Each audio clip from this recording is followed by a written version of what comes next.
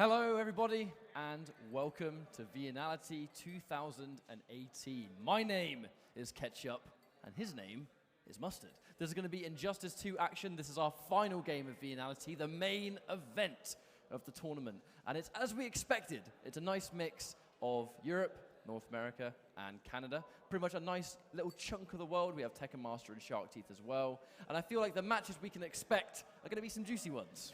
Now, before we get too underway, just for those of you watching that might not be aware or just need a reminder, this is one of the stops on the Injustice Pro Series for the year. This is the one and only European offline major event where you're obviously playing for those IPS points that will get these players towards the IPS finals later this year. So, being that we've already had a couple and a few left after this, it's almost like the midpoint of the Pro Series so far. It is crucial to place as well as you can, get as many points as physically possible, especially for the players that can't travel to every event, for those that can't make all the future stops in this tour. Like, for example, on the winner's side, we have Irish Mantis representing Europe with that Atrocitus. If he has a good tournament here today, he might by himself, with that one placement, secure himself for finals. And there are a bunch of players that are in that exact same situation today. There are a bunch of storylines going on, and we do have a bracket ready to go to show you guys pretty much what the rundown is going to be throughout the course of the night. We are on the winner's side, you can see we have Beast Coast Biohazard versus PG Katana Prime, and then secondly, it's going to be PG Hayate, and then Irish Mantis. On the loser's side, we have NASA Esports represented twice in the form of Shark Teeth and Tekken Master, of which Shark Teeth is fighting off against Happy Pow, and secondly, we have Tekken Master and Honeybee. So all off the bat, we have fantastic matches. But also opportunities for players to really pave their way through the rest of the year, as we're going to be starting things off with this North American showdown. Of course, you've got Biohazard from Canada, Katana Prime from Florida. Now, interesting, I was actually talking to Katana Prime earlier today, and he was 100% convinced that Biohazard was going to be going towards Starfire, which is one of his tournament characters, and was ready to go with, one of his own characters kind of in response. But it looks like Biohazard starting off with Bane, the character that put him on the map. Katana Prime responding with that Harley Quinn. Now, KP, one of those players that really does like to play multiple characters, very similar to Biohazard, but I feel like it's going to be matchup dependent. We can see Harley Quinn right now because he really wants that full screen game, the ability to keep Bane as far away as possible, because the second Bane closes in the space, well, you can see exactly why that's the case. Yeah, and then Biohazard baiting the interactive wall, but Katana Prime responding with the air escape, clean punish on the uppercut. Now he has corner of his own, do some nice damage here. Freestand? No, he goes for the hyena setup. Best case scenario was allowing the Hyenas to connect, so there was no mix-up there. Going in for the Venom upper meter burn for extra damage, but the wake-up attack is not respected. It's going to be trying to anti-air, but the neutral jump is going to see to that one. Very back and forth first life bar of the series so far. Both players playing around the air escape really well. He has neutral jumps to bait. Very clean play so far. And the Bane bomb, that's going to be a returned life bar. Very even still early on. I think we can expect nothing more from these guys. Seeing Katana Prime in the top 8 is highly, highly respectable. Here to mostly commentate, but he's just so godlike. Here he is in the top 8. But then Biohazard is no stranger to top 8, especially with this season the IPS. You heard Biohazard went straight up to 2 levels of Venom. Gets opened up though. Gave it a little bit of extra time to actually confirm it into the cartwheel, guaranteeing the full combo. Wake Up is going to go straight through the Hyena, but it's not enough. We're going to see a full combo punish now, coming through for KP. This is complete KP right now, but there we go. The Wake Up, the armor comes through for Biohazard. Playing the position, and there is the super amazing reaction from Katana Prime. That's going to take the first game. I must say, Katana Prime making some brave reads, but it's paying off so far. It's so hard to sit in the face of a Bane player, especially of Biohazard's caliber, and make those decisions, right? You're going to sit there and block on his wake up to bait the uppercut. You might get grabbed, but you make that big decision. Katana Prime consistently is just following through with his confidence. I mean, super moves, they're going to have armor, and armor means you can power through gaps. Bane actually has quite a few gaps throughout the Venom. It's just the armor is not very prominent, so he's very rarely going to get punished for going for those options. There's that down one challenge on the jump in. Katana Prime realizing that splash connected really high up. Was able to get the poke in. Now Katana Prime now very much on the back seat. Gets an opportunity here. Big opening. Obviously it's debuff, so that's going to be some extra damage. Look at that return damage from Katana Prime and combos off the Hyena. There's no way Bio was going to go for Wake Up a second time, so we're going to hear the play Doctor, meter burn for the extra damage, and the damage ticking over time might even cause the grab to kill. Does it finish it? Yes, it does! What a return for Katana Prime, who was almost down an entire life bar, but able to bring it back almost just as fast. Down one into the cartwheel, a full combo again. What is going on with Katana Prime? He's just playing absolutely out of his mind. The neutral jump connect. Oh, and there is the return. Biohazard still showing signs of life, 100% still in the game. Well, it's all about screen positioning. The second Bane can make sure he keeps you in the corner. That's really going to be his playground. The second you pop the Venom, you can armor those options. The wake-up attack option that Harley has, the Tantrum, it is a single-hitting wake-up, but that time it's not going to be going straight through. The down one, using the invincibility and a punish. Oh, amazing. Katana Prime, that quick juggle. Keeping this as unclashable as physically possible, knowing that Biohazard at any moment now could lose the game. Hyena, chip damage. Yep, free jump in. Accidental wrong, up shot. Tries to go in for the meatbag back 3, chasing it down with the overhead. Oh my word, they're down 2 whiffs. That's 2 levels of Venom pop. Biohazard going in, and there we go. Another clean game. Katana Prime is not afraid. But you can see the stress, right? The concentration. Katana Prime absolutely locked in, but you know he wants this. He's played out of his mind all weekend, and he can taste winners finals. One more win on Biohazard, and he's going to be there. Winners finals. Now the thing is, normally you see Starfire get picked because I need to keep this person away. Harley, even though she's not the greatest character in the game, has a unique property where she has what's almost like a hit scan projectile. Her gunshots are so fast, there is no way she's not going to at least trade. So Starfire, even though she's got wonderful projectiles for herself, Harley will always check them with the gunshots. But the one thing, even though Harley Quinn might have like super fast projectiles that are, they're going to be trading, they don't do the most damage. Very good. The knowledge, Katana Prime, he is not holding anything back. He came here to play. Wow, wake up as well. Powering through the Tamarain in charge. That's going to be some interesting knowledge for KP throughout the rest of the game. That was a wake-up mid-range Stardust. I don't think that's what Biohazard wanted. I think he's showing signs of not being super composed. You see the trait coming through, massive chip damage on block, have to watch out. There's the environment traction as well, getting a knockdown situation. The cluster's well spaced. And now we might see a comeback here from Bio. See Katana Prime tried to uppercut that before, but a little bit too slow. Now Biohazard even things out. Katana Prime still very much potentially to take this life bar, but this is what Starfire wants to set out, that neutral control. Katana Prime being tricky. But this is why I wasn't too worried about the matchup we were about to see. The gunshots being so fast means it's not really going to be a complete fair game for Starfire from full screen. She's got to respect things. Question is, how does he play the rest of the life bar? Oh, what a shot! Amazing anti-air into a combo, drops it, but still.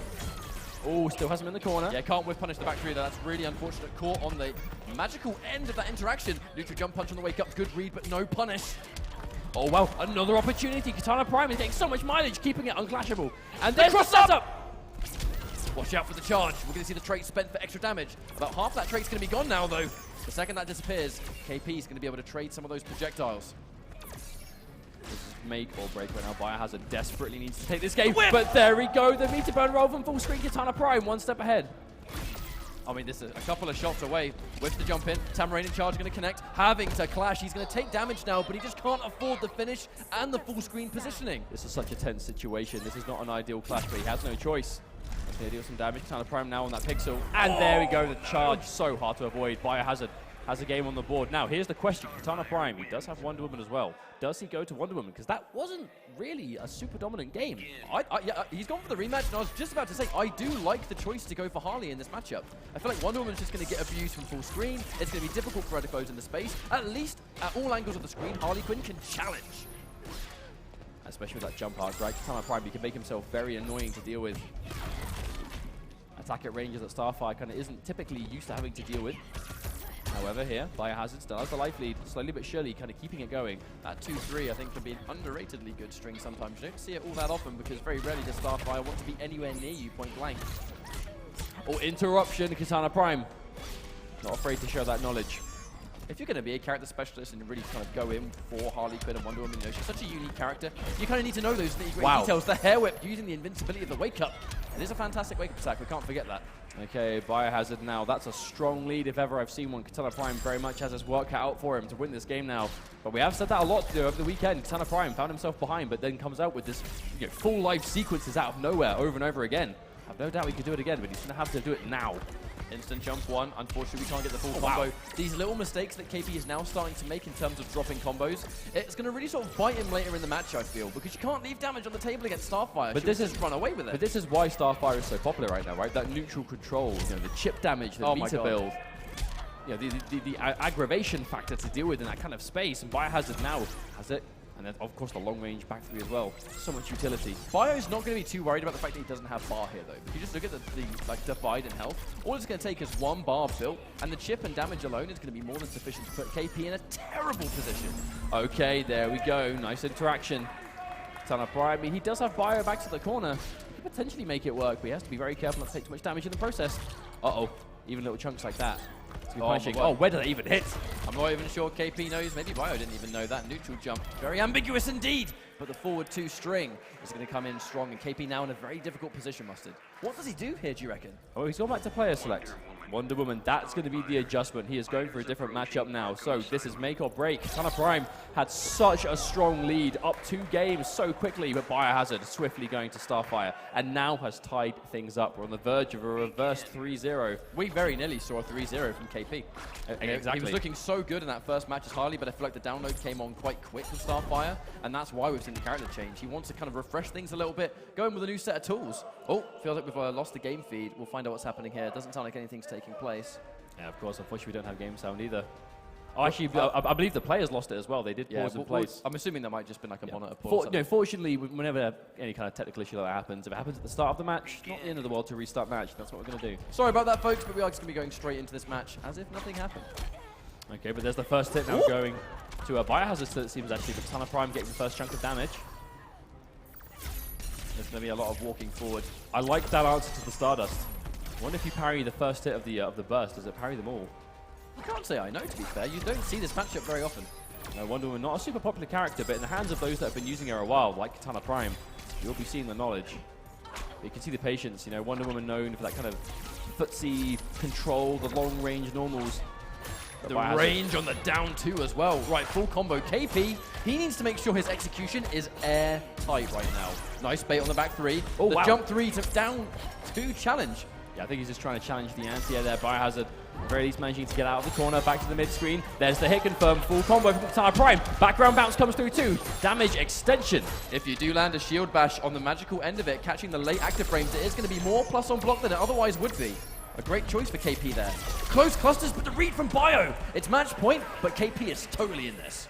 No, absolutely. This is by no means down and out.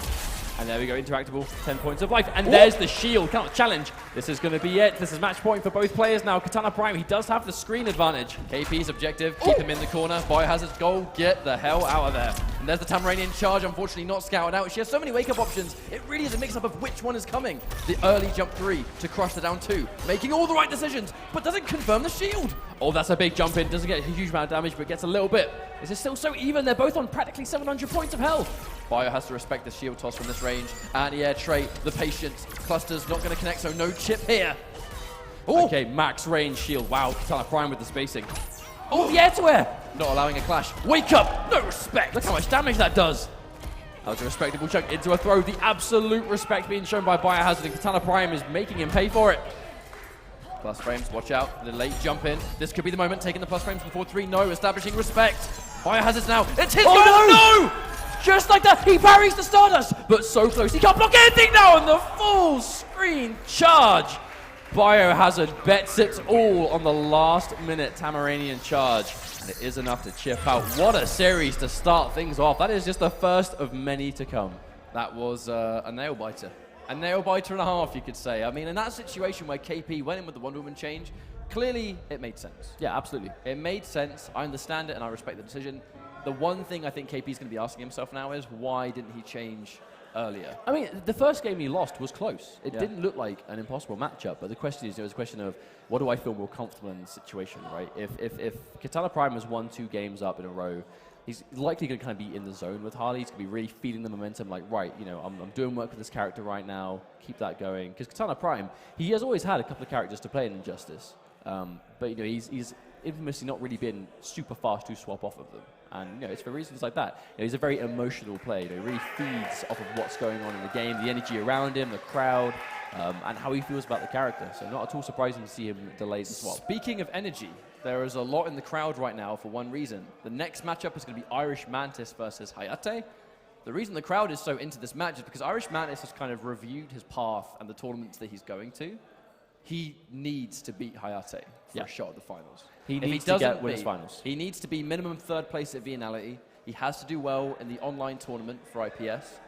And, you know, if he's traveling to other events, he needs to do well there too. But these are the 2 things that might be the catalyst to that success. But the objective is, it's not one of those situations where it's, well, we'll kind of review our points and look at future tournaments.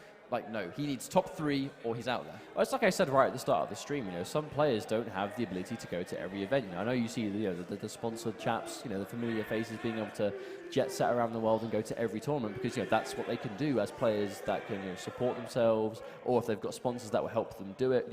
And it's not just falling into the laps. They're successful players. They've earned the right you definitely to be able to do that. 100%. You earn that luxury. But for some players that aren't able to travel, it is important to do this kind of thing, right? And like you said, to review his path, know the events that he can realistically do coming up, and go, right, I'm in winner's side top 8, I have to win 1 match, and I'm going to be in a very good spot to get points to be able to make the finals. But, I mean, it's not a simple case of just make winners finals. He's against Hayate, a.k.a. the best Robin player in the business, who actually has been having quite an amazing tournament so far. He took out Tekken Master very quickly yesterday, and has been basically running on a bit of a tear in Injustice 2 throughout the weekend. The thing about Irish Mantis that we can't take away is that he is a talented player in his own right. We didn't see a huge amount of Mantis from Combo Breaker. He did a respectable way through, but didn't manage to take it all the way. But even before Combo Breaker, there was a GGA tournament where Irish Mantis was able to defeat Slayer, he was able to defeat Coach Steve, he beat Gross 3-0. Like, who in tournament is ever able to consistently take out a player like Gross's caliber? That's an insane result. But unfortunately for Mantis, those crazy results came from a tournament like a day before official IPS began. Going into this matchup, though, I think we can expect to see Robin versus Atrocitus. I don't see Mantis changing to anyone else. This really is his character.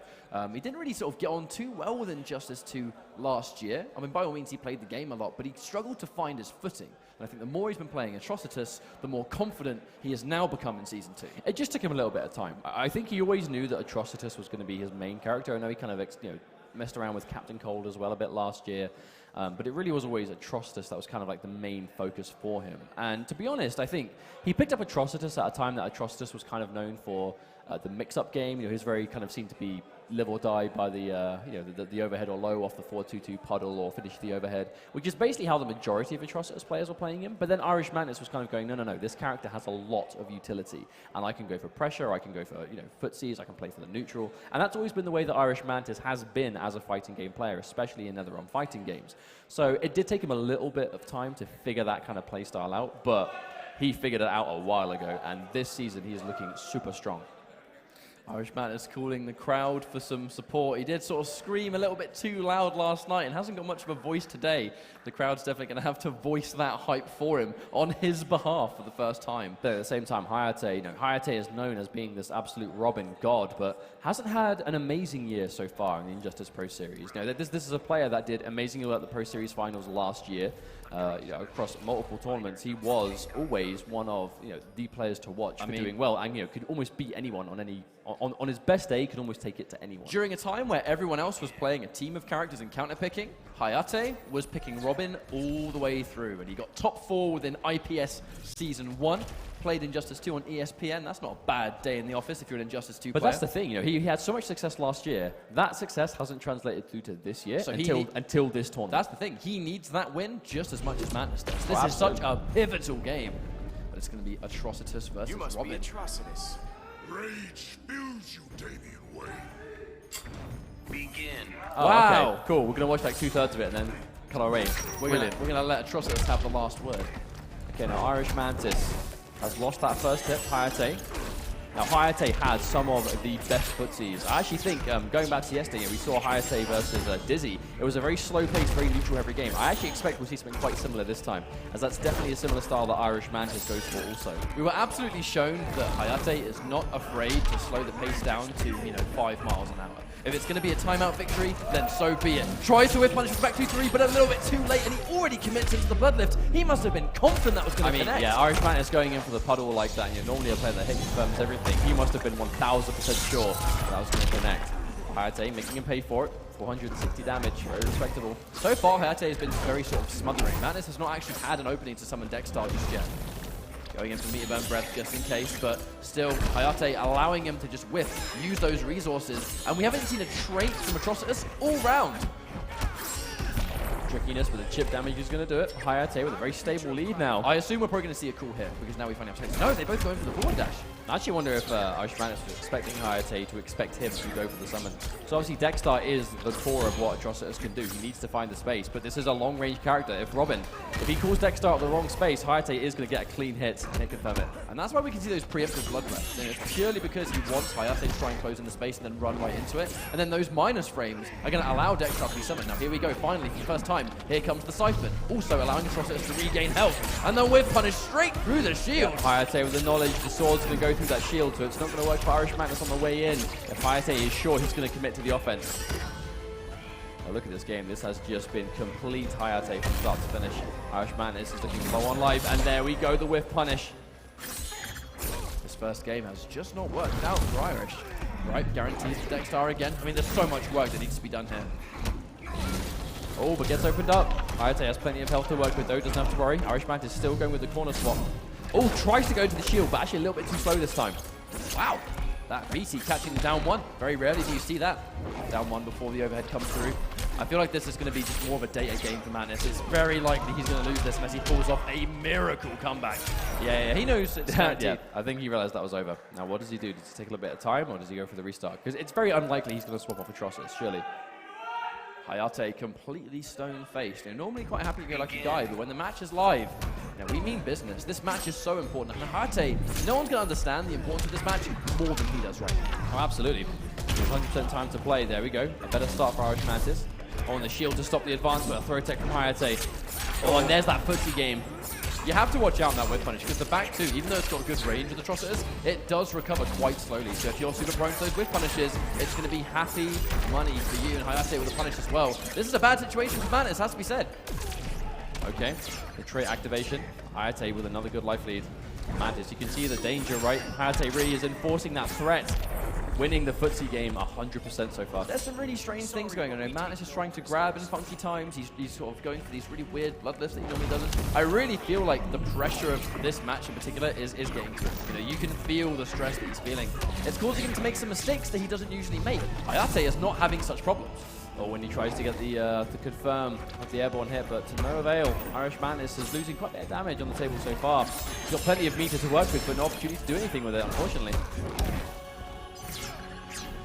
Poking with the blood breath, getting that jump in three, trying to be safer, but the clean jump in, allowing a full combo. Yes, he manages to get just the end. Okay, push block. Hayate pressing buttons out of it. Manages to get himself some more trait stuff going on here. There's the big overhead.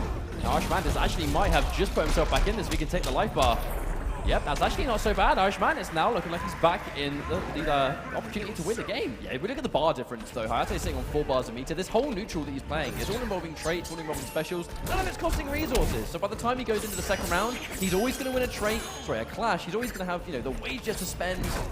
It's a great situation. I feel like his entire game plan benefits this. There's the air tech, chase down, wasting the 2 bars. I like actually using the combo as an opportunity to get Dexter, so he doesn't have to worry about doing it in the neutral, but a big jumping heavy Hayate. A nice chunk of damage. Still even out here with punish for sure. Irish Madness looking good. Punishes the air tech, and now Hayate cannot clash at all. And we're going to have no unclashable. I'm saying he can't. There's the restand. The neutral duck! That was insane. Did he expect a grab there? I'm not sure, but it's going to work out. Oh, tries to whip punish. Isn't able to. Hayate understanding he had to save the bar. I don't think he's going to really be able to clash anymore. Almost runs into the down one. Okay, immediate clash from Mantis. Now, even though he could take some guaranteed damage, it's going to be a bit of a brave read in Hayate. If Hayate spends both here to do damage, he's not going to have anything himself for resources. He opts to hold on to one of them. Oh, wow. The Dexter trade. Crazy how Mantis was even able to bring that one back. The composure halfway through almost feels like Mantis just woke up. I mean, he's just figuring it out as he goes along, right? Hayate clearly very confident in this matchup. Showed some immense matchup knowledge early on and what to go with it. We're going to go back to the character step, I should say. I can imagine anything for a stage change, but he gets the same one. Yeah, you see Hayate's face. He's not happy about that one. So as we go back into the Rock of Eternity, Rock of Eternity is always going to benefit these power characters now. They're no longer unblockable. Everyone just kind of gets that guaranteed extra projectile knockdown with a lot of plus frames. So if you're going to have, Atrocitus and you land that environment, get guaranteed Dexter for your trouble. Hayate really pressing the advantage, kind of bullying within just outside of jump distance. The neutral duck on the meter burn blood breath. Amazing whiff punish too. He's going to have to be really careful sticking out that special on the range now. Mantis. He's going to take some more damage. Backing up, trying to build the space. You can say he really wants to summon the cat. Hayate knows. He doesn't want to let him do it for free. why Hayate, his footsies are so impeccable. He just understands the effective ranges he needs to be at. Nice reactionary block on the overhead, gets caught by the way with 1-1-1, using the opportunity to summon Dexter. And now we're back in the fight. Gets clipped. Yeah. We should see a combo here. I'm turning it into the punch foot at the very least. Guaranteed Cypher, the heal. That could be a full combo. Yes, Wow. down one into the lift. That's going to be a punish. No, not quite. Doesn't pull the trigger. Yeah, didn't quite recover in time. And Hayate with a max range down too. Still knowing the ranges perfectly. The uppercut going to be a clean connection.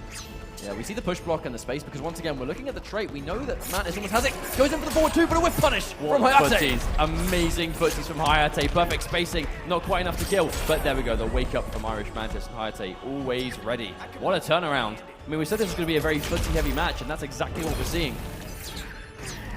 Taking the guaranteed hit, but the combo so active. This has very much just been a game of can Mantis summon the trait or not. And most of the time not. Anti-air on the shield though. Plenty of work left to go, but this is going to be a damn good start. But you can see how much Irish Mantis is able to do once he has the trait out. But just activating it anyway. Hayate is making him pay. Didn't follow up with it that time. Tries to go in from back two again, but a little bit too slow on startup. Robin outspeeding. We finally do see a whiff punish from Mantis. No bar to spend. That's unfortunate. We can't see a full combo. Taking the minus frame. Enforcing the 1-1-1. Oh, no! Yeah, that's a full punish. Has to clash. And again, this is the exact same situation as last time. However, Hayate has a ton more health. So now he can afford to hurt him. And Irish Mantis doesn't spend anything. Decides to hold on to his bar. Uh-oh. Yeah, that was an unfortunate time to call the cats. Hayate is going to punish him for free. It's really just because of how Hayate is approaching this matchup. You know, it's super, super impressive that you can be... It almost feels like so consistently, Hayate is just far enough away that you feel like it's safe to summon Dexter. But that's what the second you do, he punishes. That is how impeccable his spacing is right now. But he's doing that on purpose. You know, Hayate is the kind of player that he really plays on that kind of next level of, you know, this is what I think you're going to do. You know, I'm going to put myself at a range that doesn't look like a whip punish. As soon as you press a button, I'm going to take that little micro step forward, and then bam, you're in range and having to worry about it. Hayate now 2-1 up, 1 game away from taking on Biohazard in the winners finals. Might have a Canadian showdown at this rate. Irish Mantis still opportunity to tie this up, but it's going to be difficult. I don't think this stage is quite as good for him as Rock of Eternity. All right, now we see the plus frames going into the Dexter, knowing we have the respect. Obviously, those mix-ups totally safe, or much safer once you have the Dexter available. Respectable amount of damage, but I feel like Hayate cheats one clean opening, and just like that, he's going to even things up nicely. Another setup. Oh, down one to make it miss. That was purely intentional. Irish Mantis doing that down one, making the dive kick miss completely. Oh, no punish. That's unfortunate. Lots of pushback on the 1-1-1. The second we feel like we're at a safe distance, that's why Hayate throws, you know, the batarang. Again, from a range.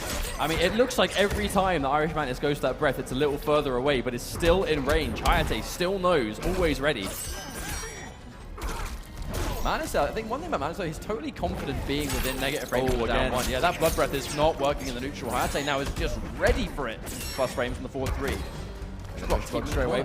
Push block into forward dash. Hayate getting aggressive. Enforces, tries for the mix-up, but the reactions from Hayate, he's seen that mix-up before, and that's going to be match point. But Irish Mantis, he's only down about, what, 500 life for Atrocitus? That's nothing. Yeah, match point for Hayate right now. It's going to be a good situation for him. You can just keep him in this corner. The second you have Atrocitus in the corner, I mean, you lose all safety to summoning trait. That first trait that we saw at the beginning of the round might be the only one we see. Maybe. Irish Mantis, he did spend most of this round back to the wall.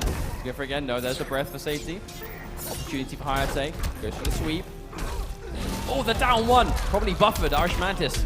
Good spacing himself. Now, this is probably going to be a trait activation. There we go. Finally gets the opportunity to get the cat out. Absolutely has to pop the Cypher. That's why we see activated before we even see him go in. Can he press the advantage down to get some chip? Doesn't want to push too heavily. But he has to finish. He does have to finish the round.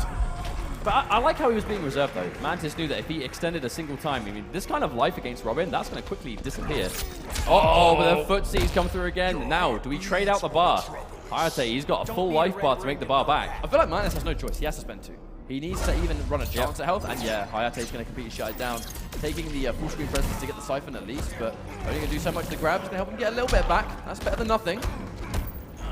There's the patience. Okay, Siphon is finished. Regeneration. But you can see the respect from Hayate. He does not want to stick out a button and get whip punished.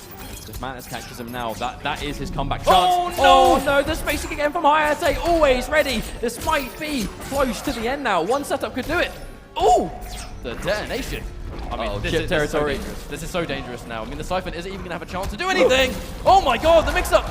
He has 2 bars. There it is. Oh, we did backdash to avoid. He sets up again, and Hayate always ready with the fuzzy. Mantis betting it all on that final mix-up, but Hayate knows what he's doing. Wow, what a turnaround. What we really saw there was just how perfectly Hayate plays that matchup. Like, the second we saw Dexar get summoned, like Mantis in a split second went, I think I'm far enough away that I'm totally safe. You know, I think the time is right to pull the trigger on this.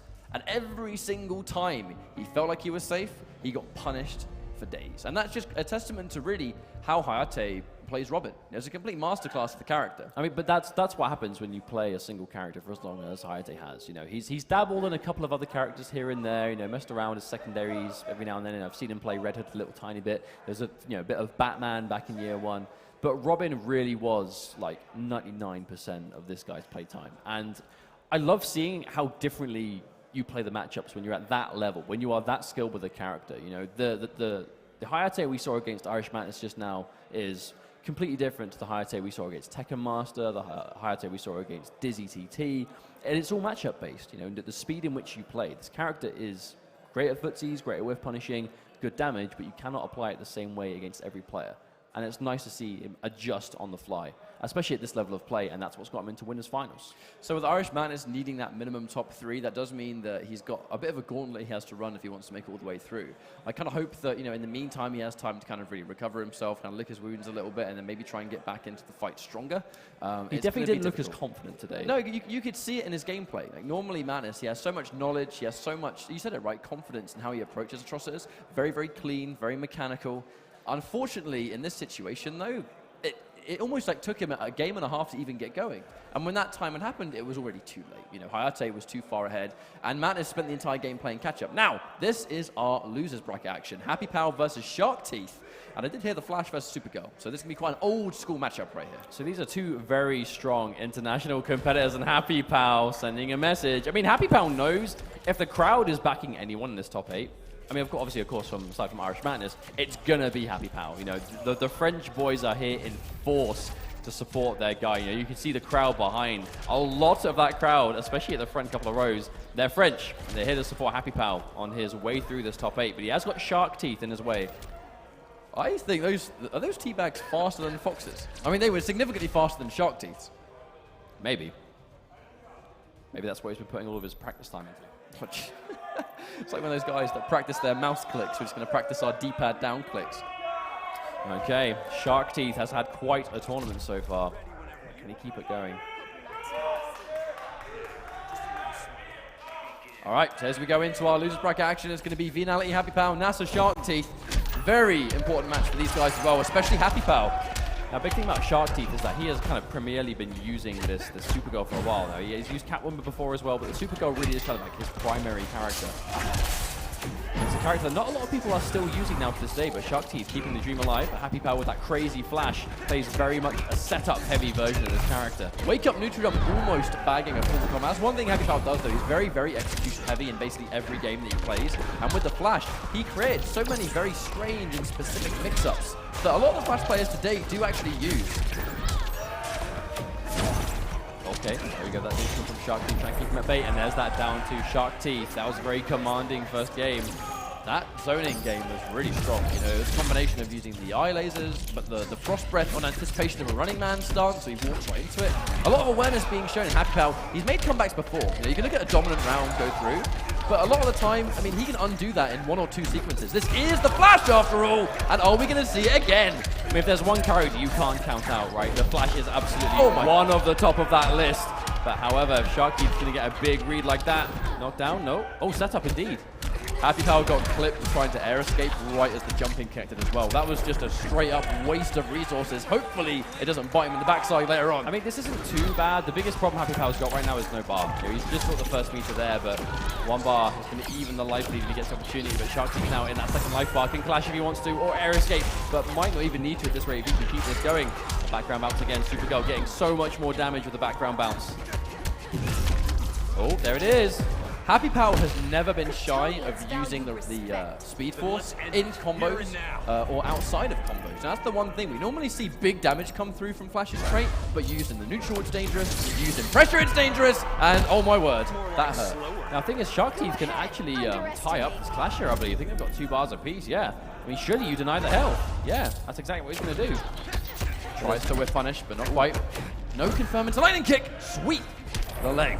And there is that instant anti-air, that instant jump coming through from Shark Teeth. He is absolutely paying attention. I like that kind of thing, though, because the Flash is the kind of character that, you know, when he gets point blank and he gets the opportunity to mix you up and do that crazy damage, that's when he's like super dangerous. And he has some good ways in, but at the same time, you know, you want to keep him away. And Supergirl has a few more options than most to kind of play that distance game, but at the same time, you know, she doesn't do a ton of damage from a distance. Supergirl. Aside from, you know, perhaps with the exception of the full trait, you know, the whole beam. But even then, if you use the beam on the Flash and it doesn't connect, it's a long time until you have eye lasers back to keep him away.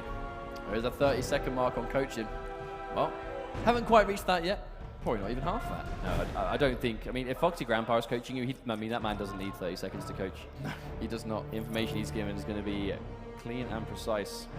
He's thinking about it. I mean, Happy Power, we have seen him. He did use Grodd yesterday in his winners match, which unfortunately was he did lose in the end. It was quite a one-sided game, so I can't imagine we'll see him change characters now. But maybe we will.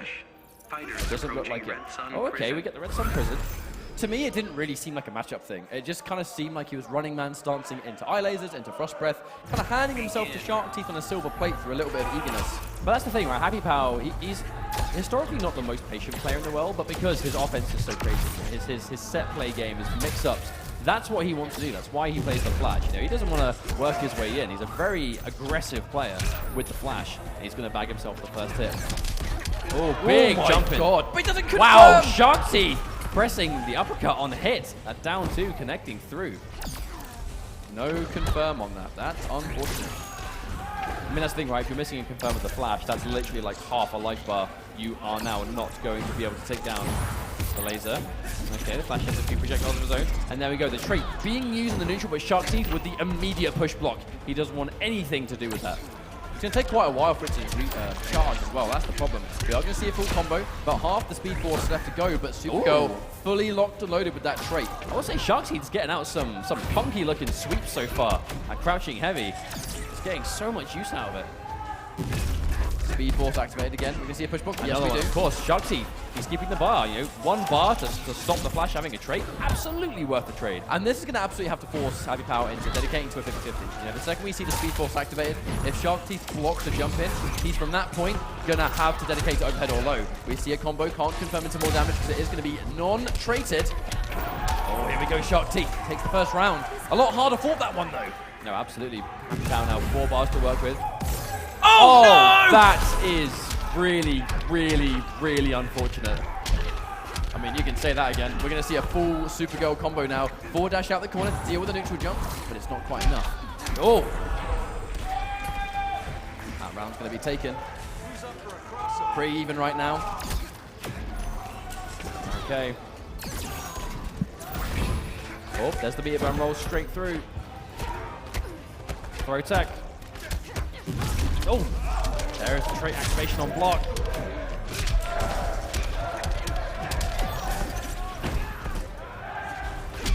Oh, wow. The deep anti-air. Oh, nice. Bait on the wake up. Excellent bait on the wake up. Catch me if you can.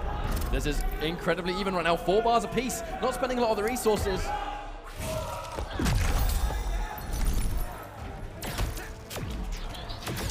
Okay.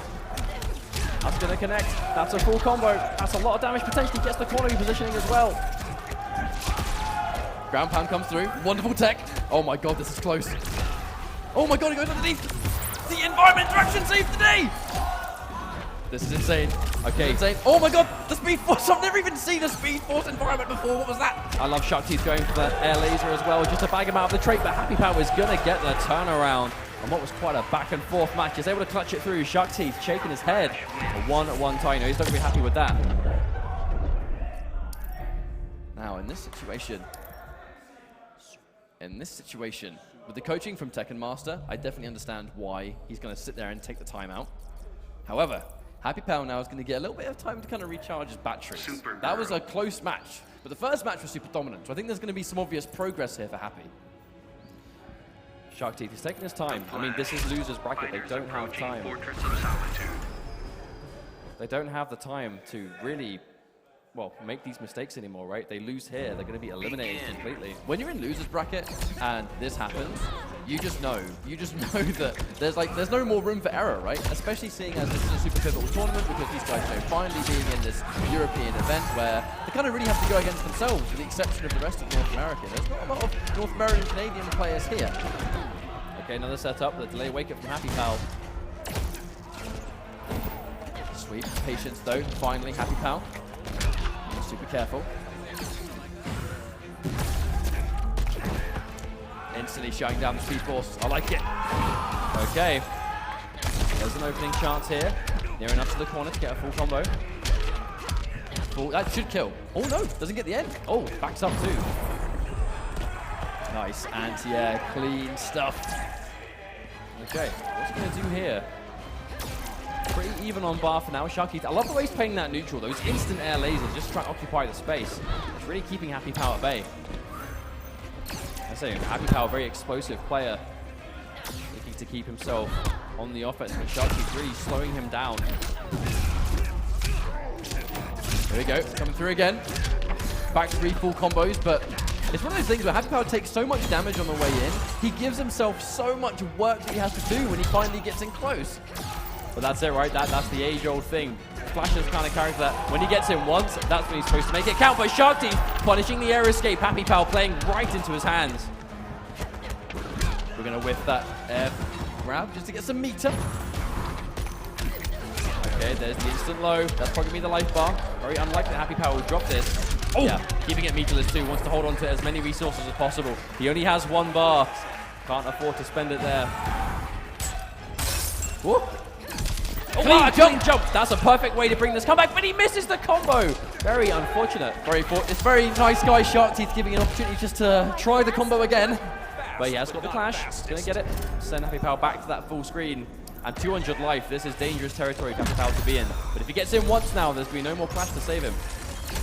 Do we see the Speed Force save? Taking the minus frames on the sweep. Activating now the push block. Guess is right on the 50-50. That is such a pivotal block for Shark Teeth. Good jump in. Shark Teeth is being patient now, not trying to anti-air because he knows one jump in from the flash is going to be dangerous territories. Here we go, Shark Teeth looking strong. Tekken Master is going to be coming up to help out Shark Teeth, give him a little bit of a pep talk. I think it's going to be super important to make sure that right now, Happy Pal doesn't overthink things. You know, there's so commonly in this tournament situation where KP timing it on his wristwatch. Your lads get 30 seconds. Tekken Master nearing the end. Tekken Master's got to go. And we said 5, we said 4, we said 3, we said 2. He's going to get booed off the stage in a minute. Oh, he's out. He's out. Okay, well, that's it. I mean, 30 seconds should be more than enough time to give him that knowledge. I mean, this is make or break situation now, right? You lose here, you're out. Shark Teeth up 2-1, so he does have a game to potentially work with, but this is where Happy Pal has to be really careful. Because clearly when he can get in, it's working out for him. But it just seems to be that, like, he's just running into lasers, he's kind of being, you know, kept at that arm's length, and he just can't seem to break past the defense of Shark Teeth. Well, he's only got 1 more lifeline, Mustard. This final game is all Happy Pal's going to have to work with. Wow, he manages to bag the first hit also. It's a great way to start, but there's a clean down too.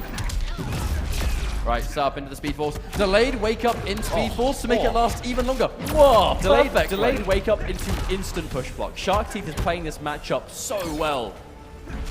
And it's exactly why we're going to see him in this top 8. And if he moves on, it's going to be this kind of clean matchup knowledge that's going to see him through.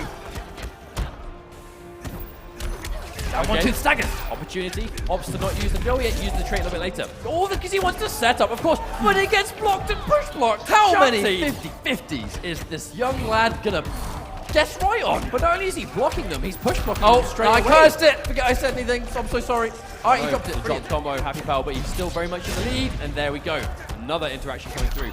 The anti-air. Good trade for Happy Pal, but he just misses the combo.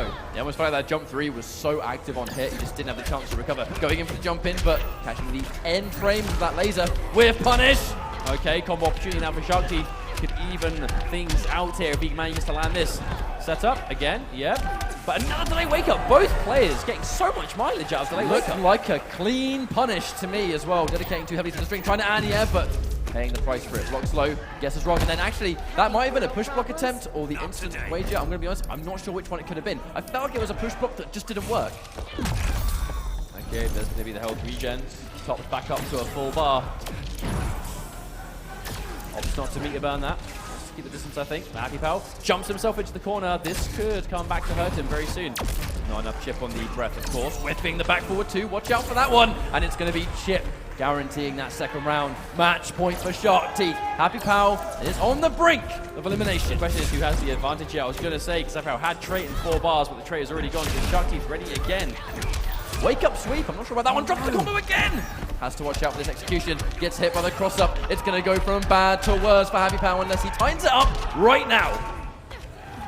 On the day, wake up into neutral jump. Happy Pal bringing out the big boy stuff now. The heavy reads and another push block. I don't think Happy Pal has done a single trait this entire series. Shark Teeth though, he is lower on health. Oh, that's a super. He has a super.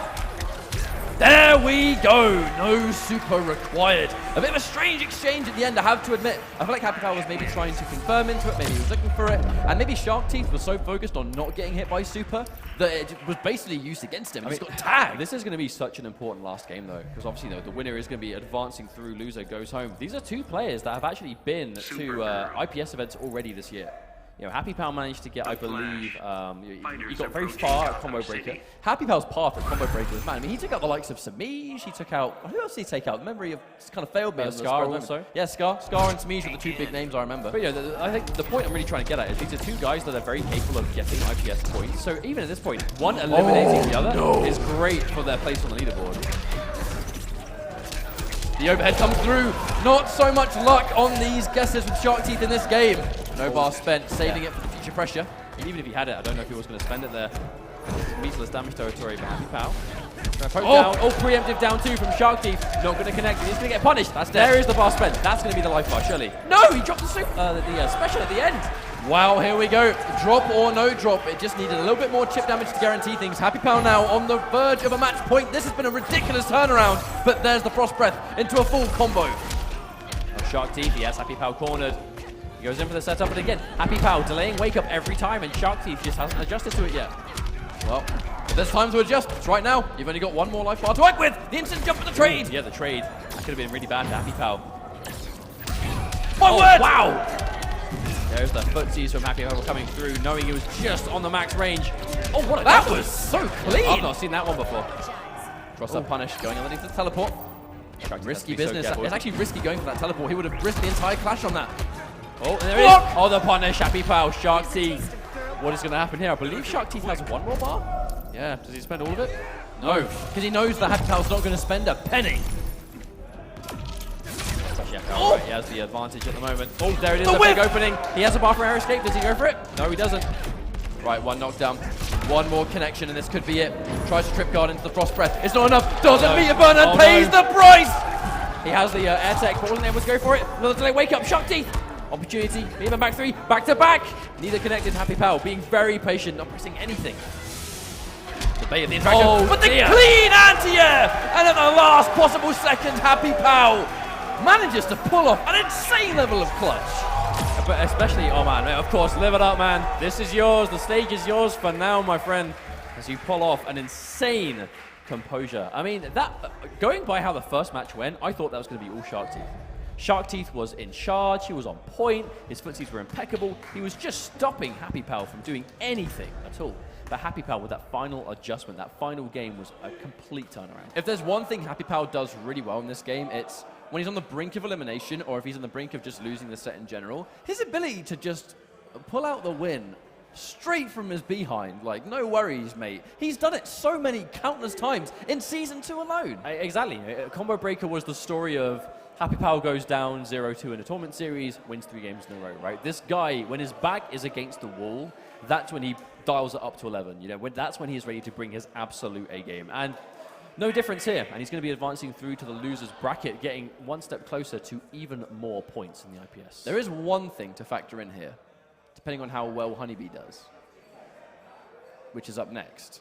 We might, at long last, see Happy Pal versus Honeybee in losers IPS. Okay, so as much as we'd all love to see that, that is a number of games away. You know, depending on what happens here. They both have. Honeybee has to win. Honeybee has to win now, and then Happy Pal and Honeybee need to then win their next games, and their reward for that will be each other. But Happy Pal, or Honeybee, I should say. Oh, this is getting confusing. Honeybee being in Lucer's Honey Pal. I mean, Happy Bee. You're not helping the situation. I'm just going to say that does not make it any easier whatsoever. But Honeybee is in loser's bracket. Some of you watching might be thinking, oh man, Honeybee, who sent Honeybee to loser's bracket?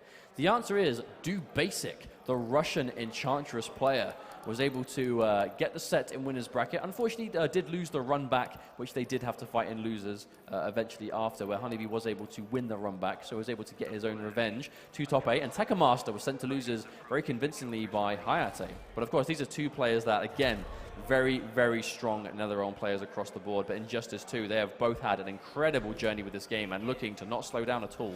This is going to be quite an authentic matchup. You know, Tekken Master, previously in tournaments, he has been kind of seen using different characters, different matchups. He's been playing a lot of Starfire recently, obviously because she is the talk of the town. She's one of the hot new top tiers. So Tekken Master was saying that his go-to tournament team is right now Atrocitus and Starfire. He said that they are the two characters that he's basically looking to play almost exclusively. But he said that yesterday, and then he pulled out Green Arrow versus Dizzy. So I think he definitely has a couple of tricks up his sleeve. Definitely not the kind to show everyone everything. Oh, no. Tekken Master's not going to tell you every character he plays. Oh, I mean, of course. Why would do you remember when no one even knew he had a before and then he got second at EVO? Yep. Or Dr. Fate. Saw that the IPS finals also.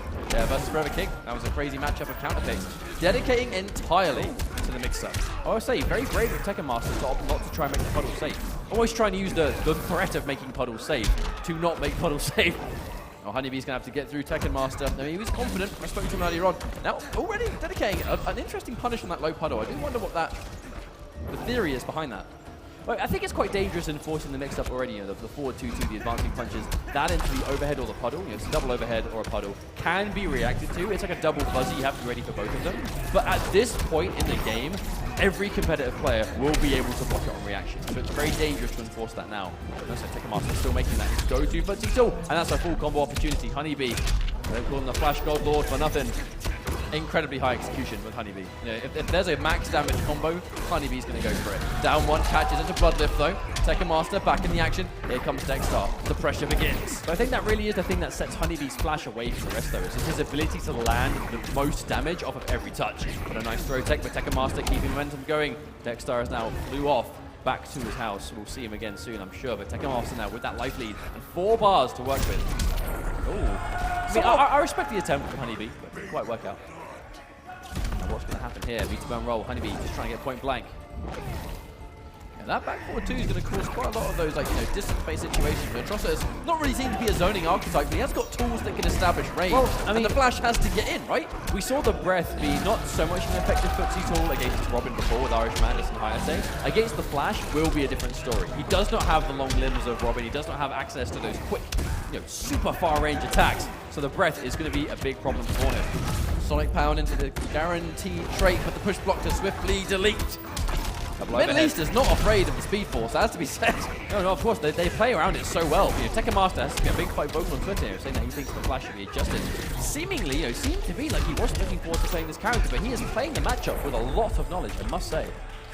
It's worth going forward. You know, if you're going to be fighting off against Honeybee, it's kind of obvious what character he's going to play. Even if you don't like playing against a character, even if you don't like a matchup, you'll still be ready for it. You know, you're still going to be ready for it in a competitive setting. Honeybee is going to have to work pretty hard to get this comeback. A wonderful throw tech. Down one. You know that down one was buffered into puddle as well. Oh, hang on a minute. No! This is one of those clashes that you don't want to have to do, but you don't have a choice. Honeybee has to clash. Still takes damage. Isn't able to get a combo either. Dexter, projectile. The slow cat ball, still good though. Right, have to take those mix-ups. Guaranteed trait ball. It's going to be a very solid game number 1. Honeybee looking a little bit in trouble, I think. I mean, so Injustice 2 currently has a bit of a unique situation where both Honeybee and Biohazard, they both play Starfire. You know, they actually both have the same character on like their tournament team, as it were. Well, they both did play Deadshot back in the day too. Yeah, exactly. You know, definitely Bio more than Honeybee in that respect, but still, you know, they have access to it. But they're looking to continue that. We know Honeybee has access to a Starfire, but doesn't want to play it. It seems really looking to stick with the main boy. Caught by the active frames to the back forward too. Got to watch out because the second you get clipped, that's not just initial damage, that's damage over time. Sonic Pound. He was able to punish the string that you saw, but didn't have a bar. You can see the Flash, he's known for those crazy damage potential, but if he doesn't have a bar, maybe not so much mid-screen. Yeah, exactly. Oh, the reversal. Of course, this is one of those matchups that if Honeybee can get the trade on that special move, You used to be able to get a combo, not so much anymore, but used to be a very important part of the matchup. Well, it's not quite possible now. Now, what's the wake-up situation going to be? Trying to press the advantage. Does he dedicate? He does indeed. Knows he can get maybe one more. Dedicate again. The reactionary blocks from Honeybee. You know, some people say you can't react, but at a high level, if you set it to be training, a lot of players now can detect whether it's overhead or low cover. We're seeing, you know, Tekken Master Atrocitus right now. You can see he's very much keeping it basic, right? He's enforcing the mix-up every time he's blocking forward two. He's forcing Honeybee to get the fuzzy, you know, keeping him stressed out. It's not the easiest thing in the world to do. You know, it can be done, but it's definitely not super simple.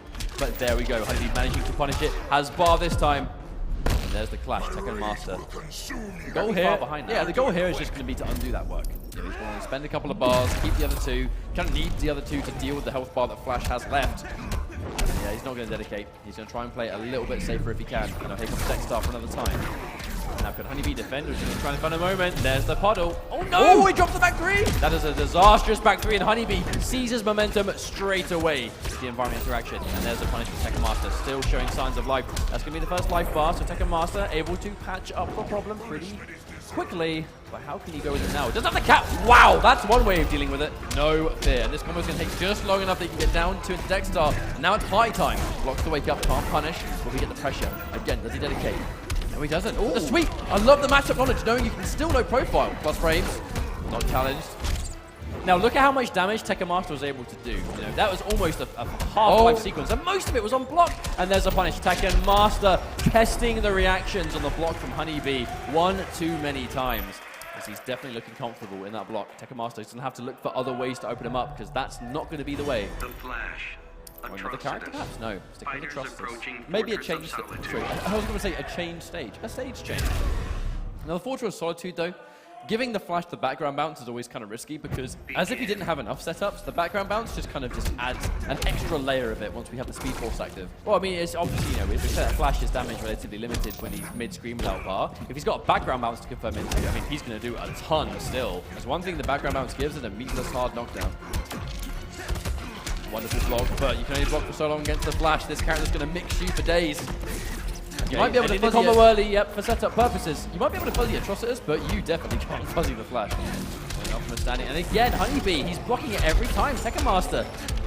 I mean, he's dedicated to that kind of style of Atrocitus, but it's just not working. Honeybee's defense is too good. Point blank Dexter, I'm not sure what was going on with that one. And Tekken Master needs to be able to make something work here. This transition using quite a lot of that trait time. Honeybee has no qualms sitting in the block. There we go, gets opened up now. Tekken Master sticking true. He is establishing it. This is how I'm going to open you up. I love the optimization too. Going in for the jumping 2, knowing he's going to be up a little bit higher, which guarantees the background bounce. For the jump 3, he definitely would have fallen out of that one. Okay. Attempts to go for the quick special. Not quite going to work. Tekken Master, I like this approach now. Really slowing down Honeybee again. And there's a big anti-air. Great trade for Tekken Master. And chases down the air tech as well. Wonderful turn of events. Tekken Master now evening things out. Just alive. Wow.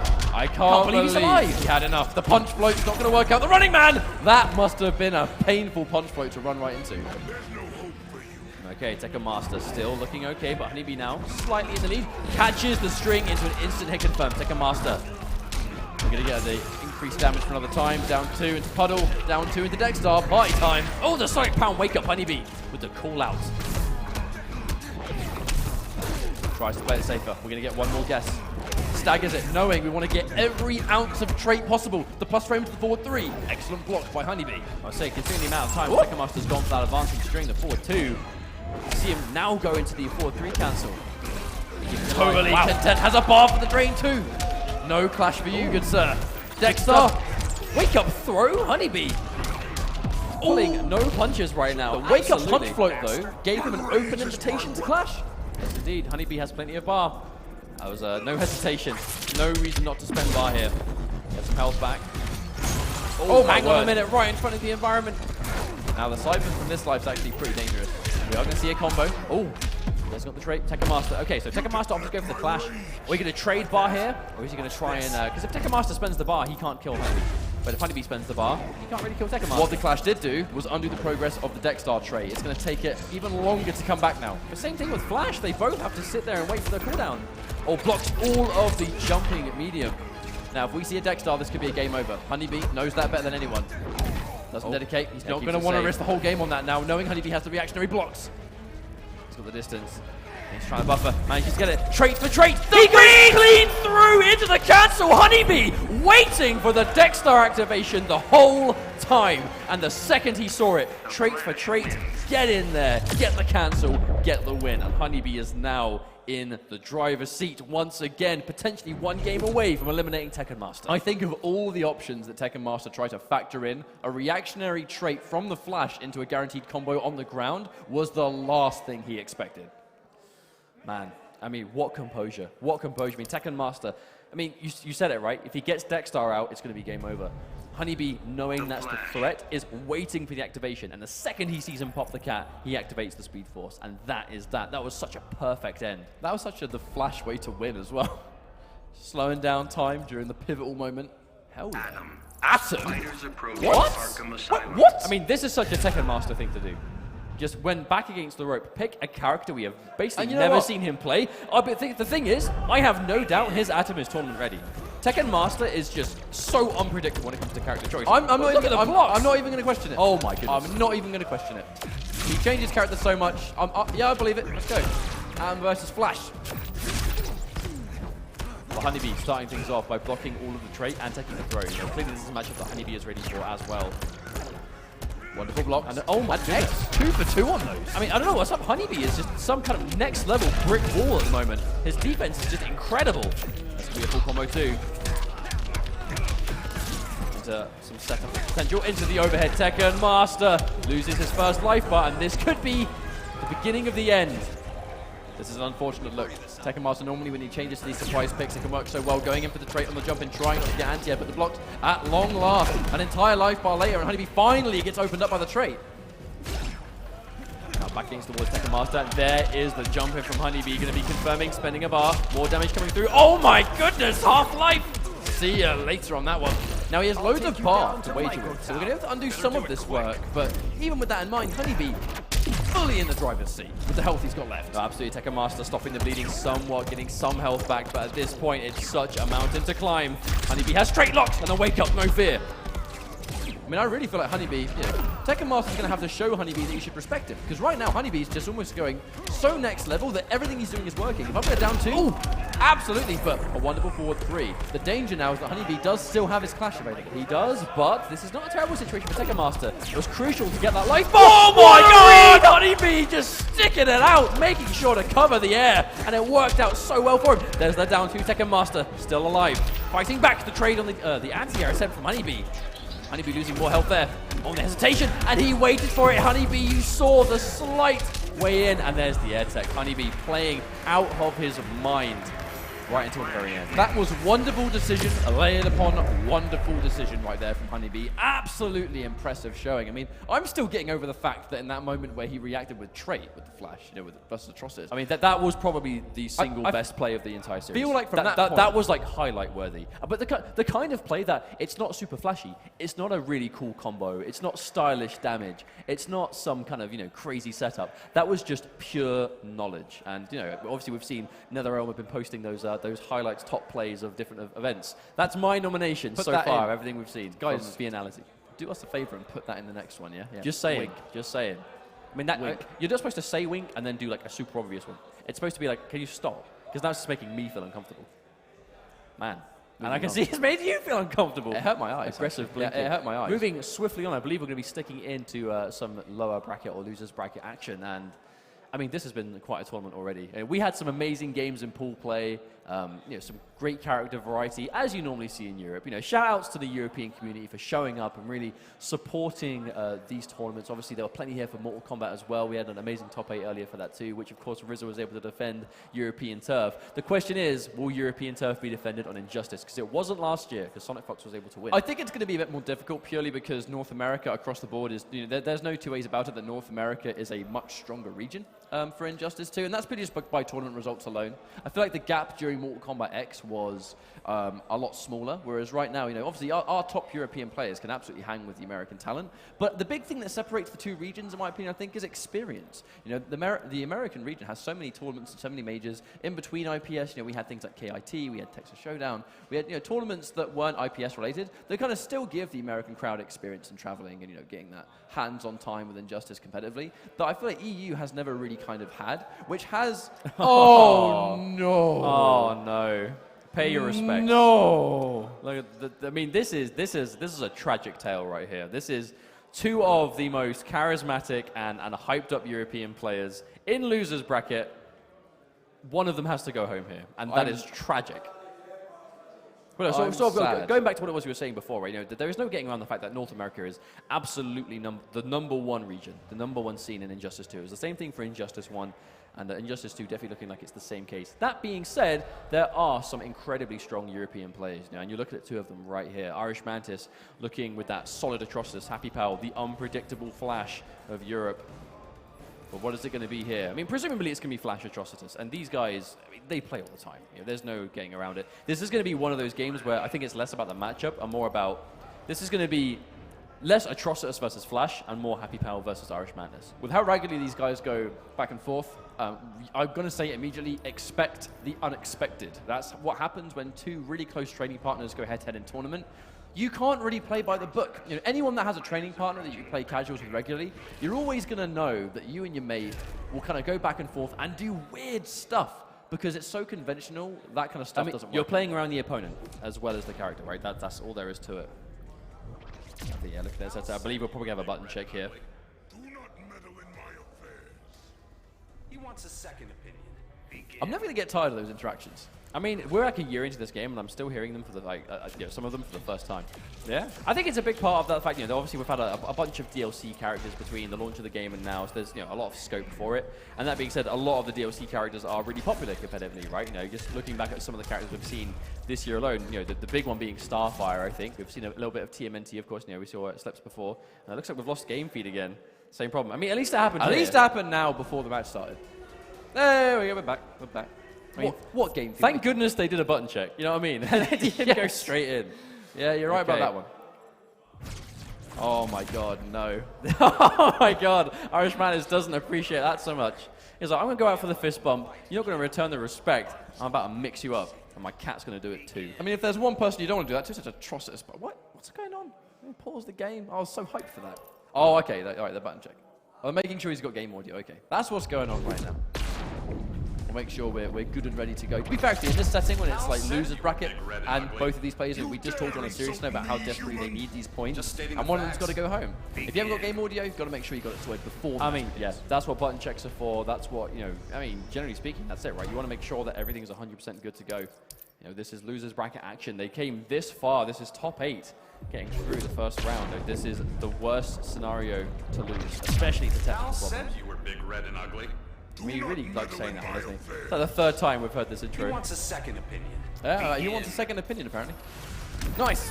Instant down 1-2. No messing around. There wasn't just that. It was a forward dash into down 1-2. Happy Pal is pulling it. No stops. Nice catch. Instead of getting the full combo, we're going to use it to summon Dexstar. Man has had that problem before versus Hayate, where Hayate just did not allow him to summon that Dexstar trait. And that really was the main thing that caused him to lose. Oh, the whip punish. Irish Mantis is ready. Doesn't have Dexstar, but this combo is going to almost get it back to him. Yeah, just trying to keep in the air as much as possible. Not an optimal finish, but just trying to use that time to get trait back. Yeah, a lot of the time with Atrocitus, it's not even about trying to do the most damage you can. It's making sure it takes as long as possible to allow the trait to recharge. Poking with those back forward 2s. We did just see this matchup actually buffering that back forward 2 right there, I'm pretty sure, from that 3. Oh my God, tries to whip punish the back 3, but walks right into it. Okay, full combo from Happy Pal. Optimal damage now. Oh, finally gets the cat out. Happy Pal's going to have to be careful now. There's a Siphon, shield. I like the push block. Now, we actually haven't seen too much of that this tournament. It's push blocking Atrocitus traits to take away those big chunks. It's kind of push block trait for trait. Oh! Sonic Hound's going to deal with that blood breath more than comfortably. This should be the first round. Finishes his plate this time. There's a turnaround. Irish Mantis was quite convincingly in the lead, but not anymore. Happy Pal looking to bring it back. Oh, managed to get under. Down 1. I don't think Irish Mantis was confident he was going to connect. So much patience. I mean, Irish Mantis can't just activate the cat now. Happy Pal can be buffering. That's one thing both these players do. They do these really specific buffers. When they know it's at the magical range, you're going to get a full combo from both of them. Super close games. A lot of the game done already. We've only just gone down to the second health bar for both players. Full combo coming. That's going to be it. Happy Power taking some damage here. Oh, I like it. Going for the restand. More pressure from Madness. Oh, the bite! Wow, that's one way out of the corner. Flash doesn't need a motorbike. Come on now. Okay, more breath. Oh, the plus frames. You can see why that breath is so impressive and useful if it connects. Just stuck there for so long. Oh, I like how Happy Power didn't just commit to the charge there. Irish Madness has been push blocking him already. Didn't want to commit. Checking him with back two just in case he stands up a little bit too early. Not today. Back two connects, but it's airborne. No full combo yet for Madness. With punish on the one. Excellent stuff. Rage make you faster? It empowers me, fool. These flashes again. I mean, it's actually hard to beat this is just the first game of the series. But that right there is knowledge. You know, against Hayate, we did not see Irish Madness go for a Dexter after Clash. But against Happy Power, he does. I think that's because he knows that Flash physically cannot chase it down fast enough from full It is a different matchup. You know, Flash is a very different character to the Robin we saw before, but Irish Madness still looks okay, but not quite as comfortable as we're seeing here. And there is Anti-air the forward yep, one. clean. Forward one is so fast. It really is kind of like the go-to conversion button for Atrocitus. I mean, if you're in range, it does hit quite high up too, so if you are going to swat someone out of the air with the breath does have very low recovery. So that was a 1-0. I think Irish Madness is giving the French boys permission to get hype for Happy, or if it's just permission to do something. Because normally the European crowd is behind both these guys, but obviously they're not going to cheer after a specific one here. You know, they're going to be a bit quieter than usual because they don't really know. I mean, who do you root for, right? If you're friends with both of these guys at the same level, you know, you respect them and support them as players the same. You can't root for one over the other. So who do you like more? Who do you love more, your mum or your dad?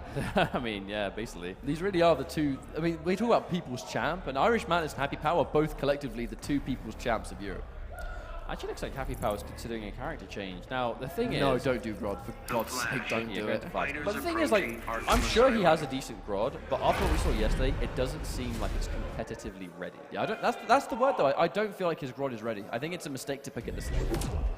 Well, especially now, right? We're talking about how important this is for Happy Power. He needs these points. He's been at other events and hasn't had a huge amount of success. He did well at Combo Breaker. CEO, unfortunately, not so much. And here he is in top 8. You can't be affording to throw games away with characters that you aren't used to playing in tournaments. Immediate whip punish. Because there's no speed force, we don't really get so much from that string. Oh wow, late the anti-air, but it is going to connect.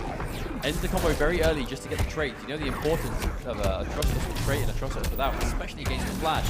The main objective wonderful! The main objective when you have the Atrocitus trait is always to activate the side finger. You want to get as much health regenerated as physically possible, but that was a wonderful armored interruption, as you said, from Happy Power right there. Knowing that in between, yep, knowledge. You can back 3 a lot of those situations. But that's the thing, if an Atrocitus player is using Dexstar to try and make Puddle safe, he's doing so with a move that hits once. You can use the armor of a meter burn back 3 to take that hit and get a full launch.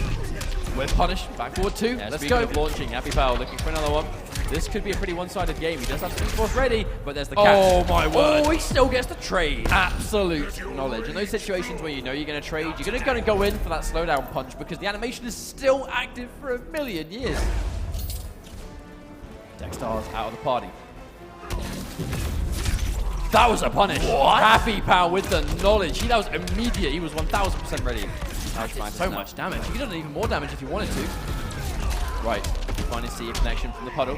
Dexstar, I mean, he has so much work left to do. The Siphon, definitely the good tool, force the plus frames. Get as much health back as physically possible. Keep him blocking, and the grab's going to be the icing on the cake. But that was the key word, right? Happy Power was just blocking the entire time. He hasn't pressed a button for like 10 seconds. He has such a life lead. Don't want to throw it away, and he walks into it.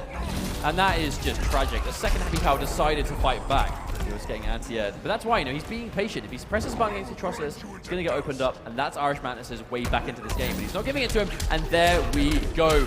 Isn't even going to be able to air tech here, yeah. And even if he did, this is the Flash. You cannot escape once the Speed Force has begun. Now, have we gone swiftly into a rematch? Or are we in player select? No, we're in player select. Time to think. Vital that these guys take the time out to collect on what's going on here. I feel like the adaptation though from the Happy Power is basically just, you know, it's a matter of playing, just continue to play the matchup the way you know it works. So the catalyst for that entire sequence was the back 3 to interrupt when Dexstar was out. You know, some people even forget that that was always an option. It never stopped being useful. Just because forward 2-2-3 got nerfed, that mix-up got adjusted. You can still back 3 those situations, and what a whip punish that was. That was a very questionable start from Irish Mantis, very uncharacteristic. But I think it goes back to what you were saying before, right? Expect the unexpected. These are two guys that have played each other so many times. We're going to be seeing a unique side to both of them. Oh! Now, I respect the attempt from Happy Power, but just out of range. Irish Mantis recognizing it, and that's why he goes to safe activation. Okay, setup time. expect. Good block on the overhead from Happy Pal. Oh wow, look at the hit stun. Isn't actually able to enforce anything. There's a ton of damage over time on that meter gun version as well. Like, let's not underestimate the extra damage it chunks onto with on the punch. That is a mega punish. Yeah, that's the worst punish I think you possibly could have done right there, but there's the push block, undo the speed force, have the distance now. Dexter, no room to whiff punish. Happy Pal just kind of sit there and hold this. Okay, and the grab, get that corner repositioning. Irish Mantis starting to fight back. He is low, but this is still a matchup that can easily turn around. Oh, what a whiff punish, getting straight through the shield. And the only reason that worked is because Irish Mantis forward dash, and the shield takes a while to follow it. I mean, it doesn't go at the same speed, right? Happy Pal doesn't stick out the limb. Whiff punish attempt from Irish Mantis, but again, a little bit too late. Catches the puddle. Running man this. Oh no, cuts the damage very early to get the trait. Not having the trait was such a common theme before. Well, the thing is, Irish Mantis, he was like, what, like 1% life left, if that? So if he was going to do something crazy to try and get the life return, that's going to be it. Okay, the breath connects. Wall block's coming through from Happy Pal. The patience showing. Not going to buy on the down one. Every down one from that range is always going to be buffered into a puddle. Because if it connects, it's only going to connect because you stuck a limb out, guaranteeing the combo. Wow, I cannot believe that connected. Looks like Happy Pal, he actually almost looked like he went in for the whiff punish, but it was just a little bit too late. Irish Mantis stuck out the full string, committed to it. The long leg of Atrocitus. There's the whiff punish Happy Pal's been trying for, manages to get it this time. Dexter almost half gone already. Down one, trade to the trait, giving him time to life. Here comes that plus frames for another time. The question is, does Irish Mantis be patient when he gets straight back? Be careful, sticks out a button preemptively, and Happy Pal ready for the whiff punish this time. See, Irish Mantis, he has to be careful pressing anything now in that range. If Happy Pal can whiff punish, 2 for 2, surely. 2-0. Interesting. And a forward dash again, Irish Mantis, he wants to be aggressive here. Trade. Mantis has basically no more resources. You know, his only chance to survive now is going to be to maybe air tech, or with the speed force active, that's not even going to be a thing. Anti-air clean. No combo though. This could have been game over, but for now, Irish Mantis lives for another day. The thing is, that combo drop actually might be quite disastrous for Happy Pal, because that's a long trait cooldown. Ooh. Backdash. We're actually nearing super. Wow, that grab is now going to ensure super territory. Watch out. Oh, watch out! He hits him, gets the cat. I think it's so does Happy Pal. Don't do anything he can react to! He has the super. Ooh! He has to be so careful. He's looking for it. Oh, the grab! Happy Pal making it way too obvious! Oh, chip damage, Happy Pal. I mean, that is 100% the kind of thing Happy Pal looks for, right? He holds onto the bar. Going for the super is such like a classic part of Happy Pal's game plan, you know? I have never seen a Flash do so many supers because he kind of lives and dies by it, right? Yes, he held onto the meter and potentially lost the game for it, but how many matches have we seen him make those clutch plays because he held onto the super? The Flash's super is so versatile. Having the super means your opponent, they can't press buttons, they can't play footsies, they can't stick out anything, they can't do anything that is normally safe because it punishes things, and he holds onto it for that. But in that kind of situation was perhaps not the right thing. The crazy thing is, the one chance he had to super was when we saw the Siphon summon through the shield. But I mean, he could have ran straight into the shield. I feel that like was maybe would it have got through? I feel like it's armored all the way, right? I feel like the armor would have gone through. I really think that would have worked, but that was the only chance he had. The second he opted not to go for the super, but he still wanted to save his meter, so he didn't want to push block because he still wanted to see, maybe I'm going to get another opening. It almost felt like he missed his train, right? No, he missed his stop. And then the second he missed it, he just wanted to save it just in case Mantis gave him another opening. But from that point, it was so obvious Mantis wasn't going to give him anything to work with. 100% though, absolutely respecting the both these guys' options just take their time. Every game has been met with a player select, and they're just thinking, head in the hands, what is going to be happening here? This is the time to make those decisions. Lots of patience from Happy, but now the forward 3 comes through. A lot of chip damage has been done, nothing substantial yet. Now, we must not count out Happy Pal. Remember, he was down quite convincingly against Sharks. He was still able to break it through in the end there. So definitely not out for sure. Combo, background bounce. Oof, no, won't need it. Keeps it nice and basic by his standards, at least. Challenging those staggers for the down one. I mean, Atrocitus has got one of the faster down ones in the game. I like the way Mantis was dancing around the interactable there. Gonna get the hits. Oh, tries the optimal stuff. Yeah, I'm assuming that was down 3 into a down 2 attempt. Sorry, a regular 3 into a down 2.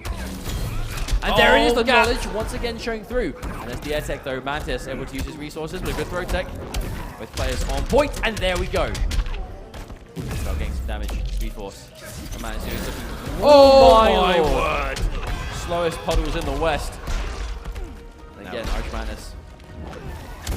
Oh my lord, that must have been like the very last active frame, but he's going to walk straight into it. Hook, line, and sinker. And Irish Mantis is 1 life bar away from moving through the losers bracket, getting more of those IPS points that he needs so badly. I do believe the winner of this does face off against Honeybee, so this is a super important matchup, but it's not going to even be the end of the tower. We're going to meet Van Ness. No, it'll be the winner of Honeybee versus KP, which is the of course. That match is yet to be played. Still, the Happy Pal, we must not count him out. At least this is a Honeybee. Happy Pal, I should say. Man, sorry, I completely threw you off. But no, that's the thing though. This is still a Flash player, a competitive top-level Flash player, and this is Happy Pal. His clutch levels are off the charts, but it is getting harder and harder. The whip punish he attempts to, only gets the end of down 1-2. No push block. He doesn't even want to. Irish Mantis just goes straight in with the punch float. Happy Pal has a full stick of butter once again. Both of these players have access to almost full bar and their clash. With punish on the 1-1-1, but it's going to get blocked instead. This is so tense for Happy Pal. I mean, every mistake here, if this is the situation where you make one misplay and you're out for good, I mean, that's going to be heartbreaking. You know Happy Pal's thinking about it. There's so little things Happy Pal can do about it. And there's the block escape again. Irish Mantis holding on to the whole time. Buffering into the breath. Happy Pal, just be careful. But look at how hard it is to approach. Who gets the opponent? They're getting the push box. Finds his opening now. He lets it rip.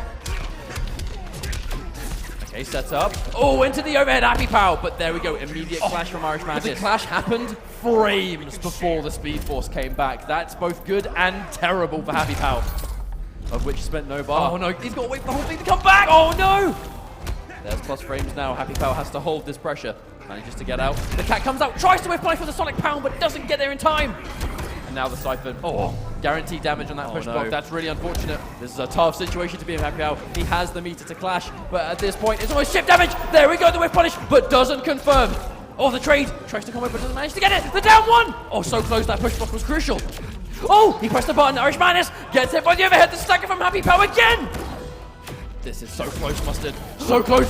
Here goes into the meter burn. Is that going to be enough? Push block. Oh man, he manages to find the way through the overhead, but doesn't have the bar to get the combo into a stagger throw. This is make or break the last hit. Oh my god, we have a match extended! I cannot believe my eyes! How does this happen? And there we go, the puddle comes through. He has the flash straight ready to go, but will not get the chance with the immediate clash. This is so important. Does he trade it out or not? That is it. No, he does. He spends the bar. He's going to get a little bit back. He needs to. But he's got trait. Is this going to be the game winner? No, the punch float says no to that, sir. What's the follow-up? The delay. Oh, the grab, Happy Pal. That was so brave. The full string. Tries to whip punish. Not in range. Sonic Pound. Oh my god! The reversal grab from Irish Mantis. That is what it came down to. I mean, as happy as we are for Irish Mantis, I mean, you can't help but feel bad. I mean, look at neither player. Neither player wanted to win that. Neither player wanted to lose it. Look at the body language and tell me who lost if you didn't know the set. You know, both these players are crushed by what's happened because they go so far back together, real training partners. They really are, you know, two peas in a pod when it comes to competitive EU injustice. It hurts to watch because you know these guys, they are absolute, like peas in a pod in this game, you know. And of course, you know, give it up for Happy Pal, 1000%. This is the European crowd pleaser. But of course, not to take anything away from Irish Madness, but that's what happens, you know. That is the level that it means to these guys. You know, Happy Pal visually distressed at losing, and Irish Madness visually distressed at beating his friend in bracket. You know, that's the level these guys are at. You know, they care so much about their fellow competitors. You know, they're friends. You know, they are friends in this scene. And now Happy Pal is out. You know, he's 1000% going to be there supporting Irish Madness in every match he has to follow through for the rest of his journey in this Viennality top 8. But when it comes to that journey, we are going to be finding out how it's going to progress. It's going to be PG Katana Prime versus Beast Coast Honeybee up next in our losers side of this bracket. Now, either way, this is going to be a hard battle for Mantis later down the line, but I actually can't remember the last time I saw these two players face off in tournament. That's actually a good point, because off the top of my head, I can't recall. But obviously, they are two very seasoned players at this point, and apparently no button check. Man, they don't want to waste any time going straight into it. But matchup-wise, I'm expecting the flash from Honeybee for the most part. But Katana Prime, obviously, I feel Katana Prime is very hard to predict what character he's going to go with, because his Wonder Woman and Harley Quinn are both so solid, but they're so different to each other. I mean, I would like to see this. Oh, come on! No way. No way. All right, not even for the button check? 100,000% no. All right, no worries. Okay, well, presumably it's... Okay, so it looks like Wonder Woman from Katana Prime. Now, Honeybee, most likely the Flash, you'd be surprised. Oh, okay. Oh, maybe... Oh, sorry, of course, this goes back to the fact that, of course, both Honeybee and Biohazard play Starfire, right? And he did see that Katana Prime was sent to losers by Starfire. If Honeybee thinks that his Starfire is the same level as his brothers, I mean, maybe he can do the same thing. The Flash versus Wonder Woman would be an interesting matchup because, you know, they are both quite grounded. I know the Flash has got some really good jump-ins, but if you are going to be on the ground and try and expose the space that way, Wonder Woman, she does that better than most characters. Also, it's Starfire in Beast Coast colors. Oh, yeah, absolutely. Accidental random gear given the perfect sponsor representation. Gotta love it. It's like it was meant to be. Okay, tries to go for the projectile, we can see. Okay. Now, it's actually something that I see Honeybee do quite a lot with Starfire, is the use of Starfire's forward 3 with, in footsies in the neutral. He does it more than I think any other Starfire player I've seen. A ton of Prime. Using quite a lot of health here. I mean, this is a bit of an uphill battle. We have the clusters for the chip damage, but it's not enough. KP really just have to try and close in as much space as possible, but it's very difficult. You can see why the matchup has been selected the way it is. It's really forcing KP to have to close in the space. You have to come to me. You're eating chip the entire way. And when you finally get close enough, I've got some good buttons. But I like the way Honeybee's playing this. This is such a drastic change from the Flash we see from him. His Flash is so aggressive, so combo heavy. And then back to Starfire, this long range game. You're really playing the matchup. Okay, there's the distance. Ton of Prime having to work his way in, but you can see it's just so difficult. Oh, what an answer! That meter burn forward 3, Katana Prime. No, but drop the combo, that's unfortunate. Try to go for it again, and oh man, that sucks. Because he's got the clash, but Honeybee was able to swap positions first with the special, the Tamaranian charge. That's not a great situation to be in. The difficulty here as well is that KP, he's just fresh off losing to Starfire to Biohazard. He was able to do really well versus Bane, but unfortunately, the second we saw that change to Starfire, the matchup was visually very, very uncomfortable for KP. Oh wow, actually that was a clean punish on that down 2. Oh wow, nice throw from Katana Prime. What a meter burn roll, Spencer second bar 2. That's gonna be the first life bar. Katana Prime still in this one. You can never count him out. You can never count him out, but I do worry about his resources. He kind of needs those meters to do any damage with the meter burn shield toss.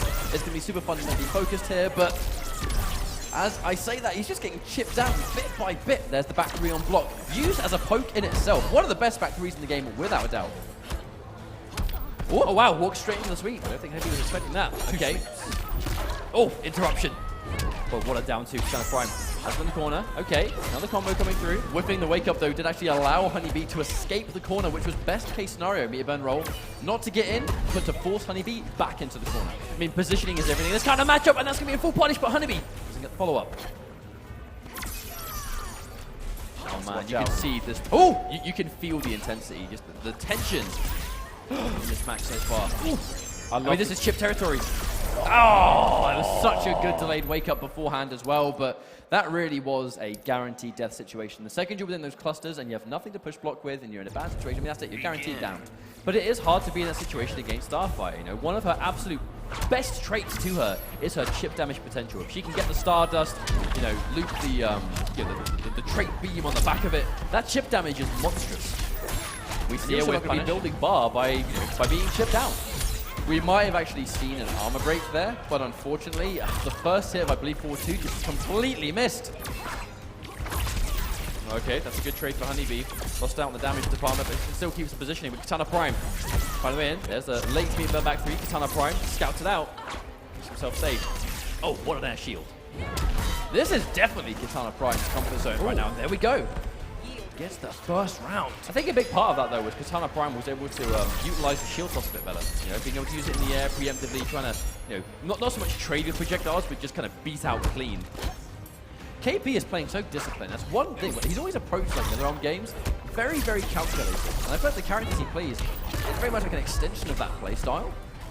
Absolutely. Really good to see in this level of tournament too, very, very composed. But the problem, we talk about how positioning is everything in this kind of matchup. We're seeing it now. Katana Prime back to the wall, and Honeybee, all of that playground behind him to work with. And I love that kind of play, that kind of throw, where something is minus or punishable, but it's hard to punish. You're probably going to be blocking after it. And there we go. God. Honeybee was on the receiving end of that exact play beforehand. Now, the one administering it to Katana Prime as we go to another part of the stage. Plenty more fresh backs of interactables in the back three. Unclashable damage as well. This is unfortunate. Okay, there's a shield bash. Maybe pressing nothing. Actually, wastes a bar. The distance coming through. Katana Prime walking into one hit at a time. Now 156 points of health. This is also approaching chip territory now, especially. Has to be careful. Word. Wow, isn't that traded? Oh, and he runs face first into another trait. It's looking visually very, very uncomfortable. Now, does he stick with Wonder Woman or does he try and go with Harley? I mean, it's make or break, because the thing is, you know, Starfire is not the only character they can bring to the table, and that's going to be our straight-up rematch. Katana Prime, he has 3 games in a row to do now. Honeybee absolutely in the driver's seat. Not impossible for Katana Prime, but definitely difficult. We see the knockdown. I can only assume he tried to interrupt there, or he expected the clusters. You know, the 2-3 into clusters, very, very common string. Standing 3. Nice amount of pushback on that as well. Armored reversals, the back 3 just creating the real estate. And there's that parry again. Katana Prime, he's doing that a few times. Clearly, you know, it's not going to work for every projectile. Okay, there we go. Nice reaction. Not arranged to get a clean jump in, but the shield will be enough. But there we go, the meter burn back 3. Honeybee using that armor preemptively. Getting a ton of damage, and this is a tough situation to be in. Like the way he's trying to meet you with that from a distance. Almost trying to get OP from range. Nice preemptive instant jump from Katana Prime, knowing Honeybee was going to try and meet him in the air. Oh, parry on the back 3? Are you serious? Oh, Delightful. My favorite treat. Deary me, and it did enough to take the life bar. That was what sick. A decision from That Katana was so Prime. sick. Wonder Woman indeed. Oh wow, but there we go, the chip, evening things out. Now it's a question of real estate. Katana Prime doesn't have any bar, but Honeybee is slowly nearing the wall. Back 3 again. Have to respect it. As long as she's got the bar, got to hold that. But she builds bar for days. That's the strength of this character. So many resources at any given moment. Oh wow, it gets it with the final hit. This is dangerous. This is match point now for Honeybee. We have to remember, half a life bar from eliminating Katana Prime, but Katana Prime 1000% can still do this. Okay, shield bash. Nice. Great shield toss as well. No whiff punish. The clusters, clean jump over. Yeah, didn't get max damage. Oh, unblockable. At least it's off now. There we go. Preempted down to Katana Prime, reading Honeybee's You're advance. No match for me. Now, even if he wins this clash, which he very well could do, yes, 2-0, his back's going to be somewhat near the wall. As long as KP can be super disciplined and, the big thing, scout that charge, he should be in a good position here. Oh, wow. There we go, another jump. Oh, the answer! An option again. Katana Prime meeting armor for armor, but no! Gets hit on the back end of the wake up and gets sent straight back into the mid screen. I wonder if it was worth going for a full combo there instead. The charge connects on the meatiest of frames. And that is exactly what we need to do. He was able to push Honeybee towards the corner, keep him there. But again, it was so difficult. You see how complicated it is to kind of just approach. So much instant air shield toss on, or just, you know, preemptive shield tosses on prediction of Honeybee trying to do something to get out of that corner.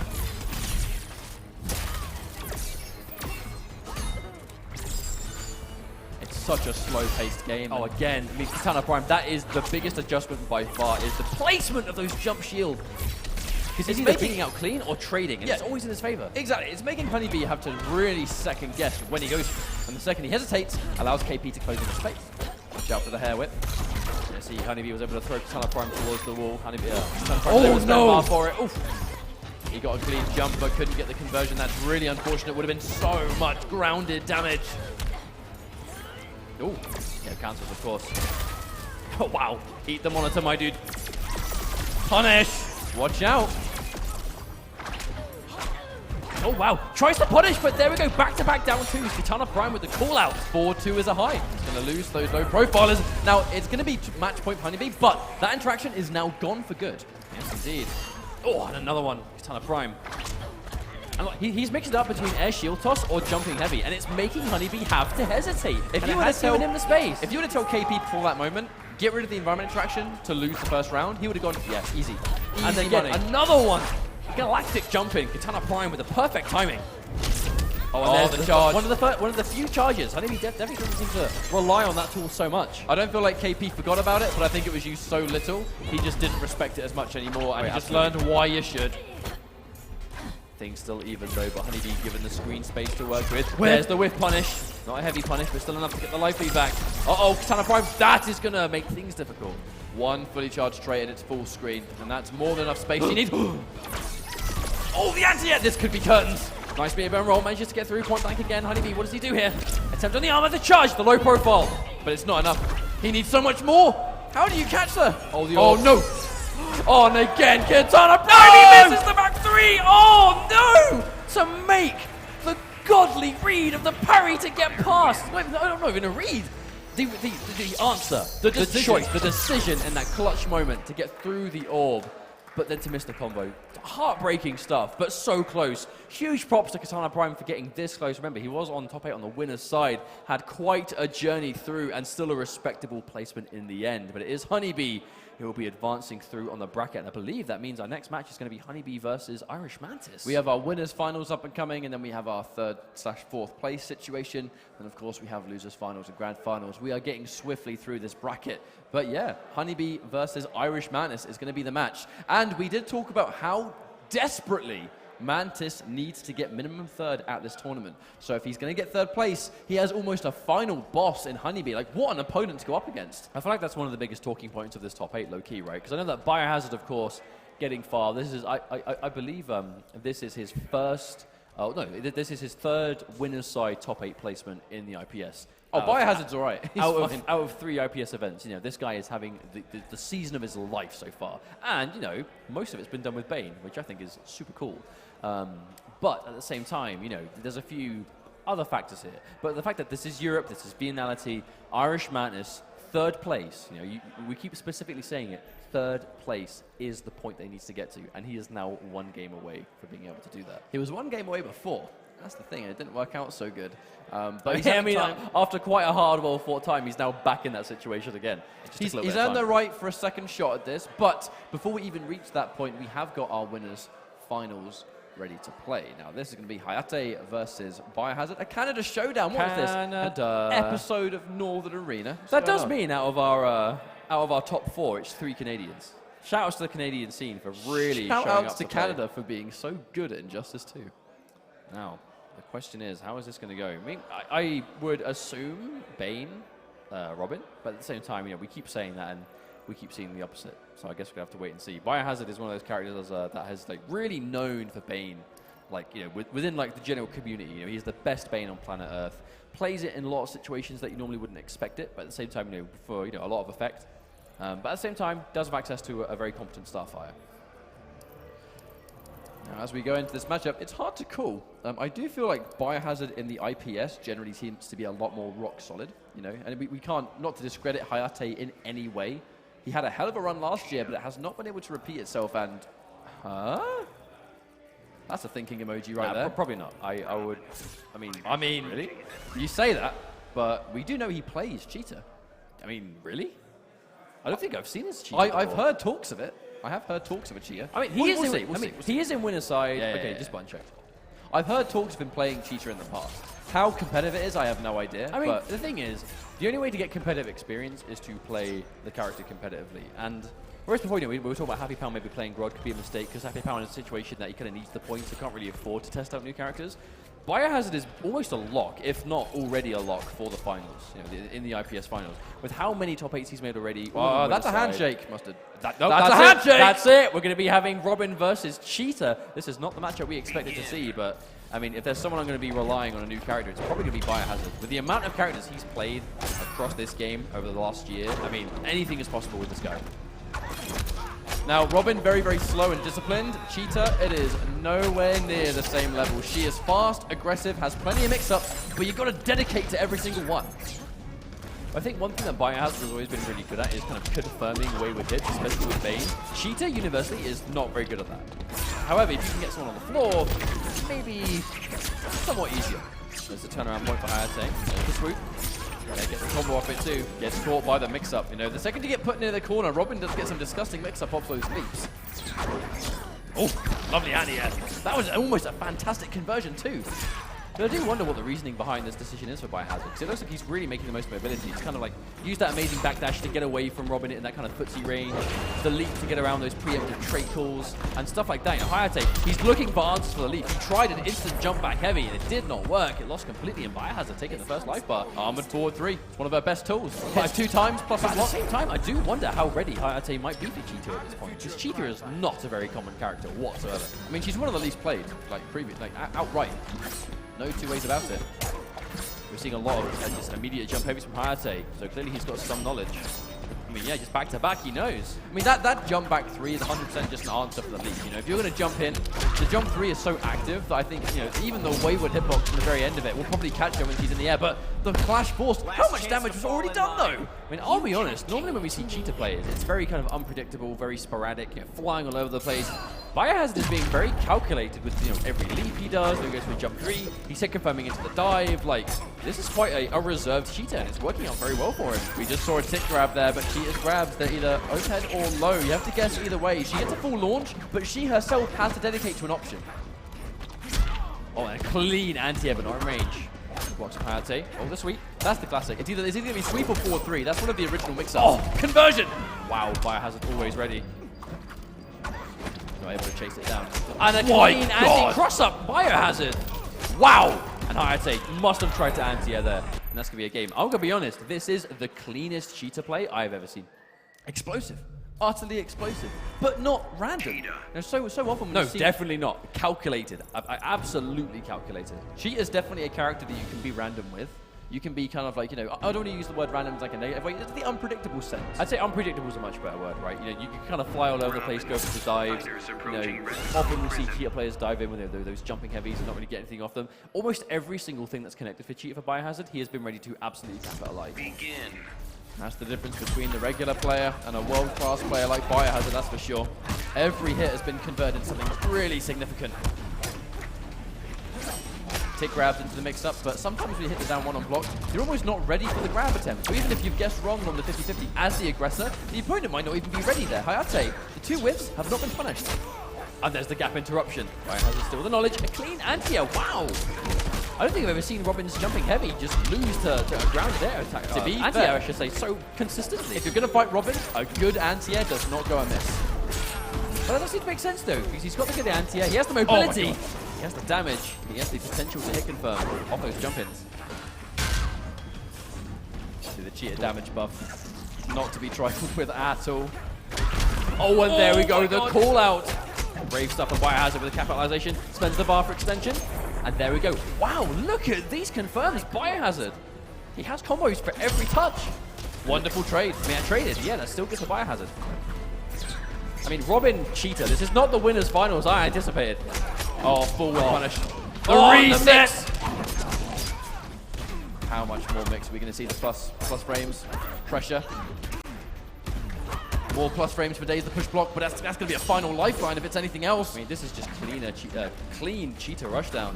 But look, Biohazard can afford to be far away if he wants to. He's got the life lead. And then again, the trade. Every trade is going to be amazing for this point in the game with Biohazard having the lead. But won't even need to. Look at the chunk again. Capitalizing off of every single jump heavy. This should be the end of the round, but what a mountain to climb if you're in Hayate's shoes right now.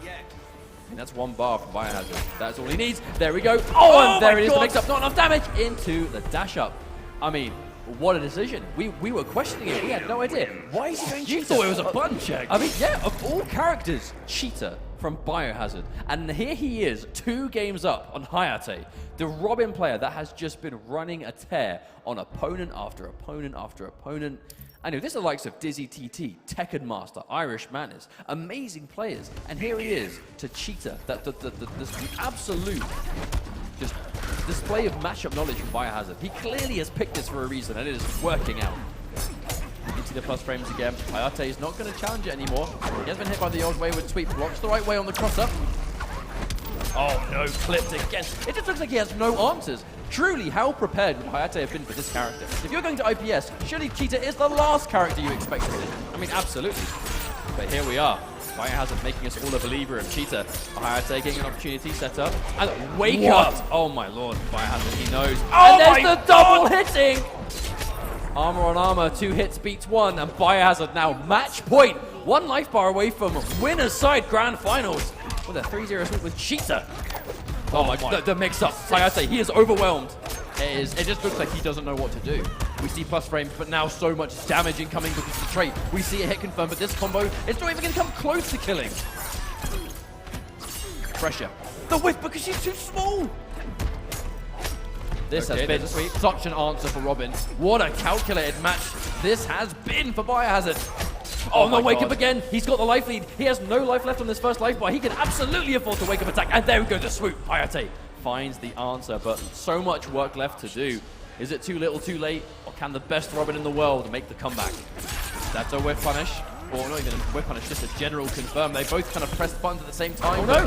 Hayate quicker on the trigger finger, but that hurts so much. The neutral jump, is that enough? Oh, what a read! And he saved that for a rainy day. He threw the trait setup, and the wake up comes through from Biohazard, but it does get punished. This has to be 2-2. Surely this has to be 2-2. You have to either hurt her or force her to spend the bar, so she can't convert. But if Hayate's got a bar, he can use it to confirm and maybe do it. I mean, 450 life, that is a Robin B&B. Needs one good chance, but Biohazard, what is the approach? Because Biohazard, he's a life lead. Oh my god. Nice patience. Oh, he walked straight into it! Just an open invitation. Backdash out there, get out of there, let's reestablish neutral. Now, one hit might do it! The instant drop! That's the first time we saw that used! Oh my lord, what a demonstration of why knowing multiple characters is important, Hayate. Now, understandably looking not pleased with the result, but at the same time, I think if there was, like you said it before, right? The last character in the game, I think Hayate was ready to fight there, probably Cheetah. Because, I mean, who saw that one coming? And I've got to be honest, right now, competitively, we don't see, we see plenty of characters, but not as much as you might want to see, in the game itself, in terms of how many characters in the game and consistent competitive showing. We've seen crazy results at Viennality with Cheetah, with Enchantress. Of course, lest we forget, do basic, of course, bringing that top level Enchantress. But it's good to know that right now in the meta, it is seen, with the competitive players, the general opinion on Injustice 2 right now is it's a very counter-pick heavy game. Counter-picking is when you basically pick a character to counter someone else's character, right? Matchups are a thing in fighting games. Character A might do well versus B, but lose to C, right? That's just the way fighting games work. And this game has some pretty lopsided matchups in certain situations. And Cheetah, being seen to be by many of the scene, is she's not a viable character, right? If you're going to put the time into a character competitively, pick someone else. No, she doesn't have a place. Maybe she does have a place. Maybe it is specific matchups nonetheless, but Biohazard making us a believer that even these massively underrepresented characters that are seen to be low tier in the eyes of the community can be picked in winners finals of a major event against someone's day one main and win 3-0. If Cheetah has what it takes to 3-0 the best Robin in the world, I'd say she's worth looking at. I mean, maybe, but does that mean there are other characters, We don't know how much work Biohazard's been putting in behind the scenes. There's no way he's just picking up a character and just using it for the hell of it, right? He had that character prepared and ready for specific matchups, and I guess Robin is one of them. And I'm going to pick his brain about it after the tournament, because I really want to find out why he made that choice, because it was so efficient, so effective. So that does mean that Hayate is waiting in losers finals. We have Biohazard sitting very pretty on the winner side of grand finals for Injustice 2, but we have our next match up and coming. It's going to be Irish Mantis versus Beast Coast Honeybee. Now, this is interesting to me because we just talked about it earlier, but we're going to talk about it again. Mantis needs at least a top 3 placing here to have a chance at the finals. Yes. He's done the maths, he's calculated it himself. He simply cannot attend every single tournament. Even if the points he's getting here are putting him down close, it's not enough. So with the online IPS tournament combined with Viennality, he needs minimum top 3 here, and he has to do well in the online tournament as well. So this is so vital for him. But the matchup, this has me a little bit worried. Potentially. I mean, I can't say I've seen Starfire Atrocitus a huge amount. At the same time, I know Atrocitus really struggles to get going against characters with like super oppressive full-screen games, because he really needs to get his trait summoned, keep it going. But that being said, when Starfire is as common of a character as she is nowadays, you can't be an Atrocitus player and not be ready for the matchup. You have to be ready for it. But Irish Mantis, he needs to defeat all 3 remaining Canadians in the tournament to be EU's final hope. Will the crowd get behind him? Will they help him bring it through to the end? If the crowd's going to lend their energy, it has to be to Mantis, the sole representation left for Europe. We have all 3 Canadians in full attendance. And for good reason, but if one player can do it, surely Mantis has to be the one. Oh, he has no choice but to be. Obviously, we saw Honeybee able to take out Tekken Master's Atrocitus, but Tekken Master and Irish Madness, they play this character so dramatically different from each other. It is going to be a very distinctly different style. But so the matchup, obviously Starfire here is flash forward. But that right there is knowledge. You can get that trait guaranteed the second you block the puddle, which means as long as she's got trait, you just can't bloodlift anywhere on screen. Irish Madness attempted the anti-air, but will lose clean. Going to jump in there. Honeybee now has the full screen. Can't imagine he has to get close. Yeah, I mean, of course, you're going to throw out that puddle, try and catch him doing something that low on life. It's almost guaranteed to lose.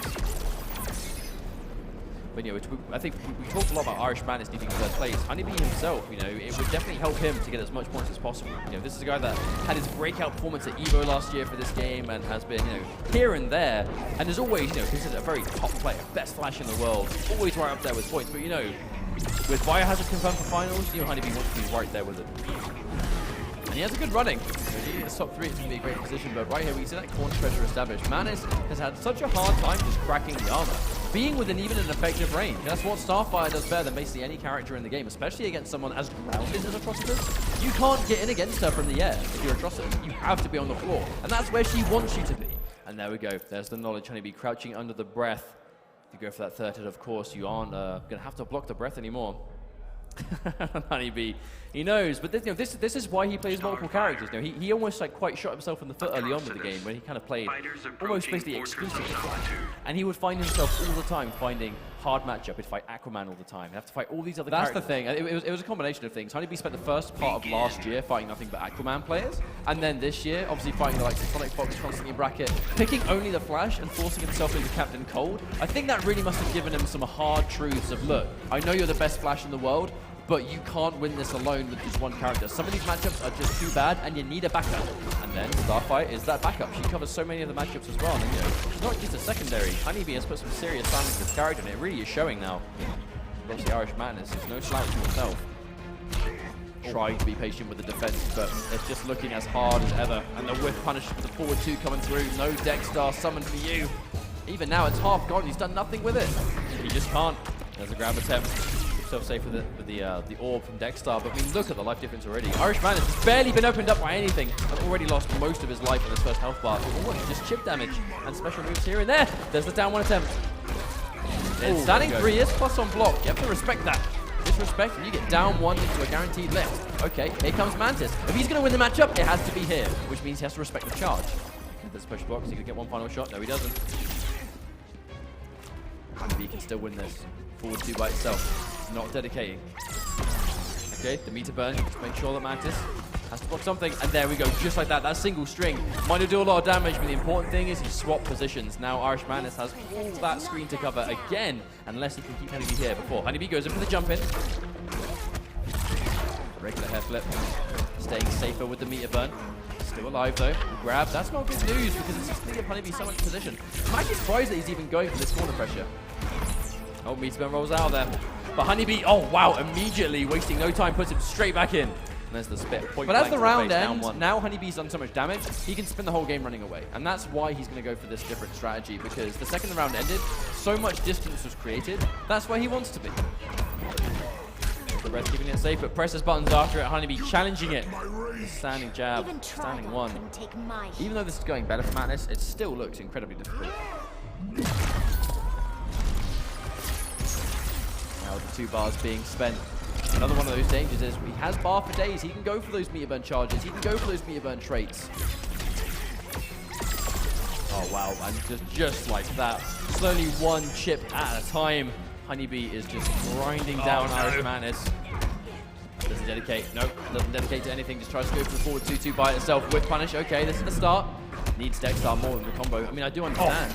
The throw techs from Honeybee have just been out of this world. I think he's yet to actually be thrown in this game. And gets the armor attempt, but still gets hit with Interactable. And Irish Madness, yeah, the speed burn roll, but the Termanian charge is still a threat. Mantis is going to have to think very carefully here about how he's going to finish the series, because he is down 2-0. Starfire.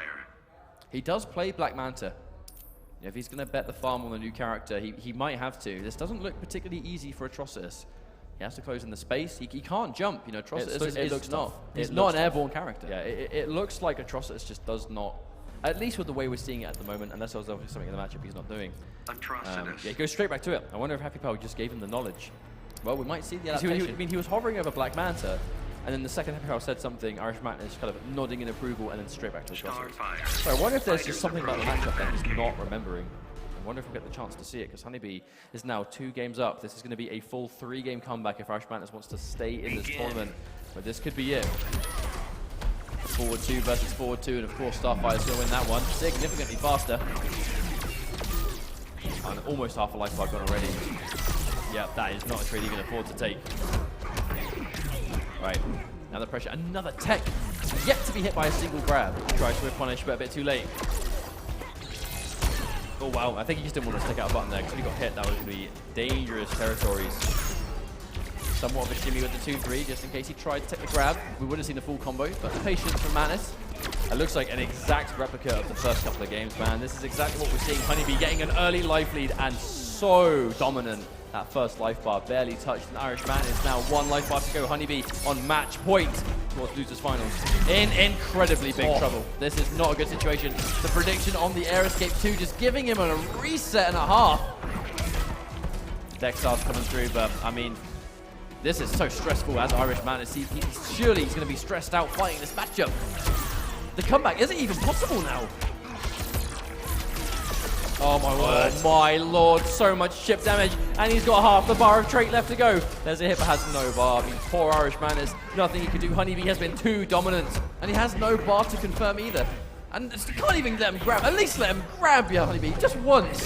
And there we go, the trait to finish off, and Irish Mantis goes down 3-0. Props to Honeybee for just the composure and playing the matchup perfectly. Moving on to losers finals against Hayate, which does mean that our top 3 is going to be the 3 Canadians. Hayate stepping up to the plate, immediately going to waste no time.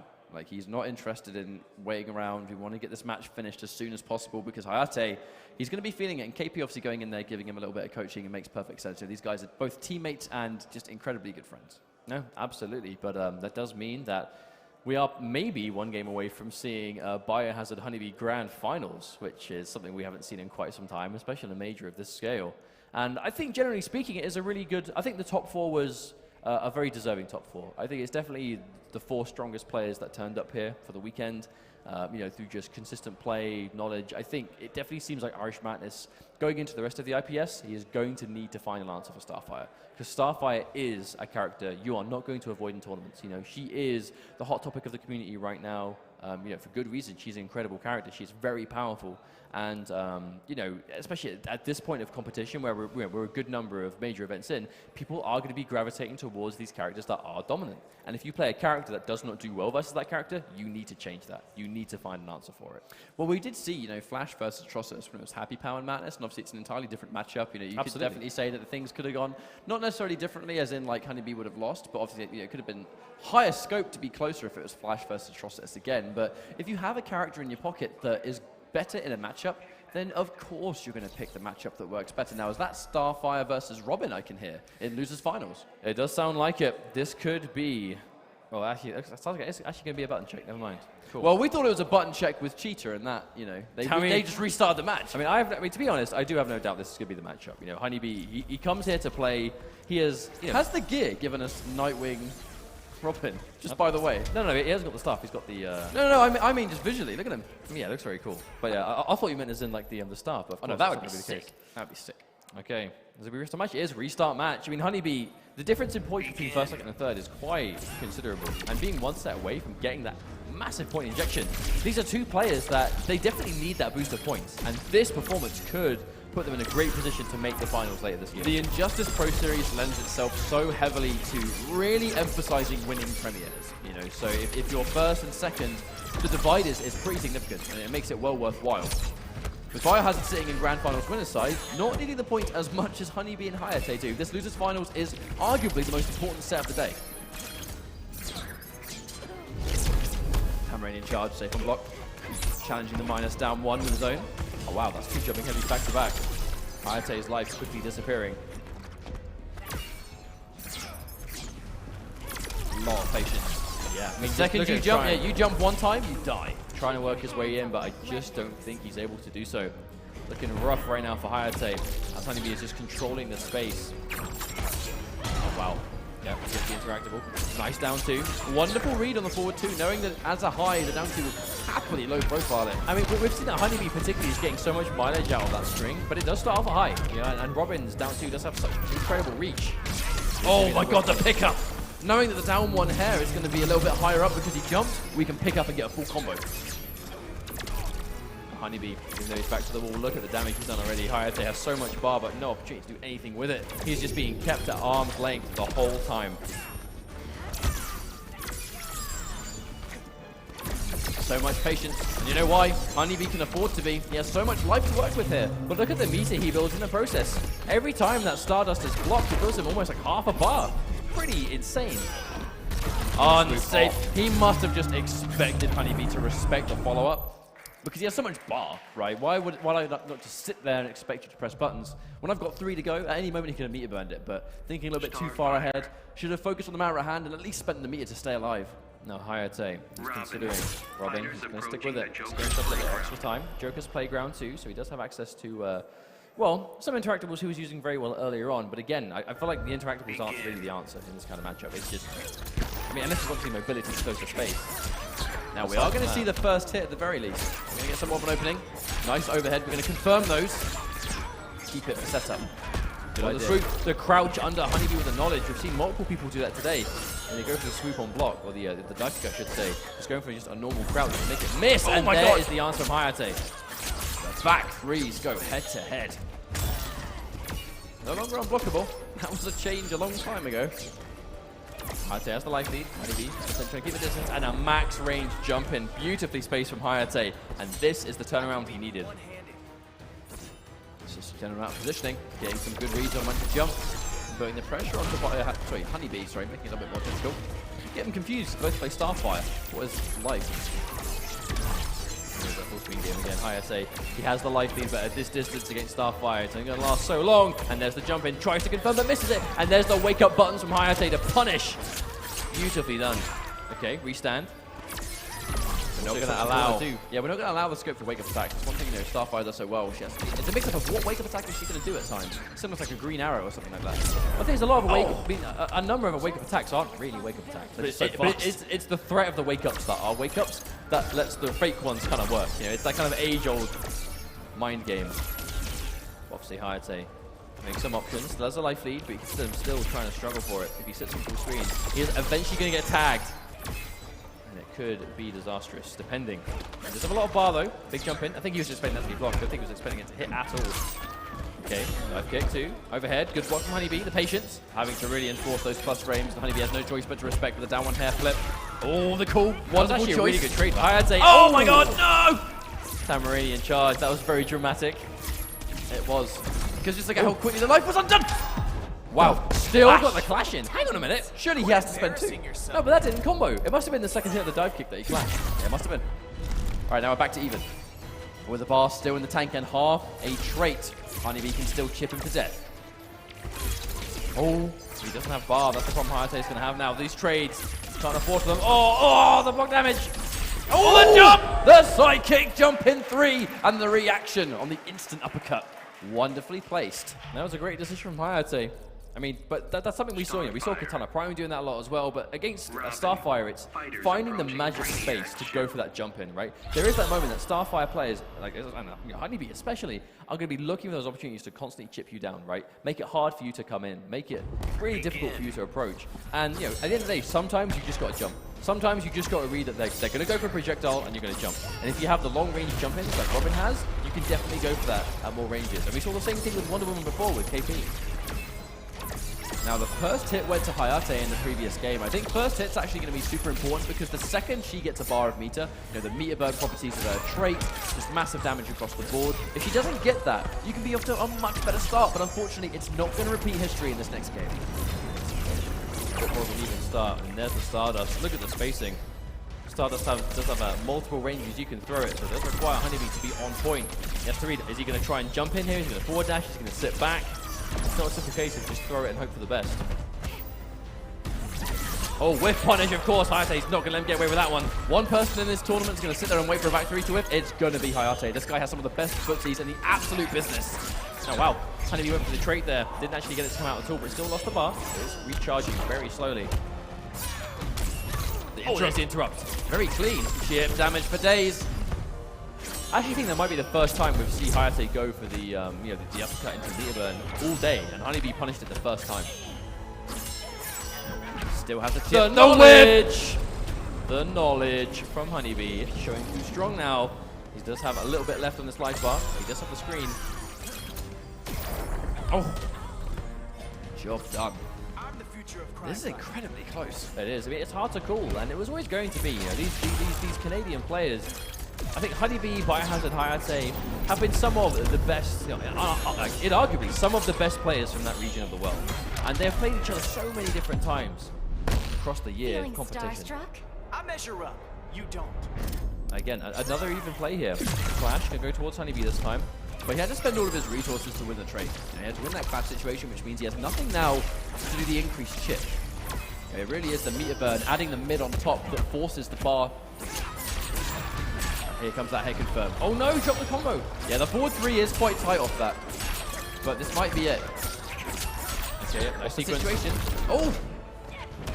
See the wake up. First time we've gone for that string, but there was no mix-up. You know, the mix-up is between low or meter burn forward 3, so... Yeah, she's the kind of character that, you know, you really stand up in reaction to those overhead options, but that's going to be a throw. Hayate, I love his adjustment here. You know, we have to remember, the first game of this set was a completely one-sided destruction from Honeybee. But Hayate, he's taking the time. A few moments in between game 1 and 2, and look, the perfect spacing again, Hayate. So you always ask yourself, why doesn't Honeybee go with the flash in this matchup? I think it's more the fact that with Hayate having some of these amazing footsies and the fact that Robin has more grounded range, I really feel like that's just something that Honeybee doesn't want to deal with. Instead of letting Hayate control the pace of the neutral, Honeybee wants to pick a character that forces that exact same plan against Hayate instead, which is why we see Starfire here. Hayate might be 2-1 up, but these games are 100% being dictated by Honeybee. You know, the speed we're playing them at, the range we're taking place. Hayate is closing the distance by doing some really, you know, basically dangerous stuff, because he has no choice but to go for, you know, those risky jumps. He's taking out buttons to whiff punish. But it is on Honeybee. He's controlling the distance 100%. But it seems that Hayate, when he gets a hit, he's making it count. And Honeybee is chipping him down one move at a time, but when Hayate gets an opportunity, that's a big amount of damage coming through. Oh, like exactly here, right? That kind of big jump in, going to be connecting nice. But if you try an anti-air with a back 2 and you're not on point, you eat a full jump in for it. Chases wow. down the tech. Yep. This is a great opportunity for Hayate. It's going to be match point. 1 round away from getting the run back against Biohazard. Honeybee might be able to bring this back. Who knows? Tamaranian charge just to get out of there. It's not really as an attack. It's used as a corner escape. Raw shit. Give it to me. Oh, attempt to press the button, but the patience. Hayate not pressing anything. I love the way Hayate opts to go for those far throws as well with the trade, because he knows if you get the opportunity to summon it back, you can either trade or give him the opportunity to combo off. Oh, there's the explosive. Oh, and there is the answer from Honeybee, sending Hayate back towards the full screen again. Getting the first life out of the way, but there's the option. Hayate knowing exactly what to do about that interacting. Now, Honeybee, he's going to win this clash, but again, if he's going to spend those 2 bars, he's going to have to spend a lot of this time just rebuilding those resources. Oh, there's a big jump in again. You can see the range. Hayate being able to throw out those jumping attacks, really kind of challenging Honeybee on the ground. Oh, they're jumping again. There's the charge out there. Honeybee, just like that, is full screen again on the opposite side. We're going in. Oh, I love the mix-up. That last minute air dash. And again, Honeybee's found something that works. Oh, he's going to go back to back down 1. That's full combo for Hayate. He doesn't have a clash anymore. This could be it. 1 potential hit here. Could be everything. Hayate. There it is, the patience maybe. Plus frames. Oh, the dive kick! He has enough! But there's the air tech. Doesn't commit to the full string though, Honeybee. Still alive. Has to be really careful. This is chip territory. One hit could do it. He finds the trait. 1 mistake, and he's out of there. Goes in for the jump 3. He's push block. Watch out. Oh my god! How else you can get on Starfire? Just run at him. Put the sword down to the side and run full speed ahead straight into Starfire. Just throw down. I mean, exactly.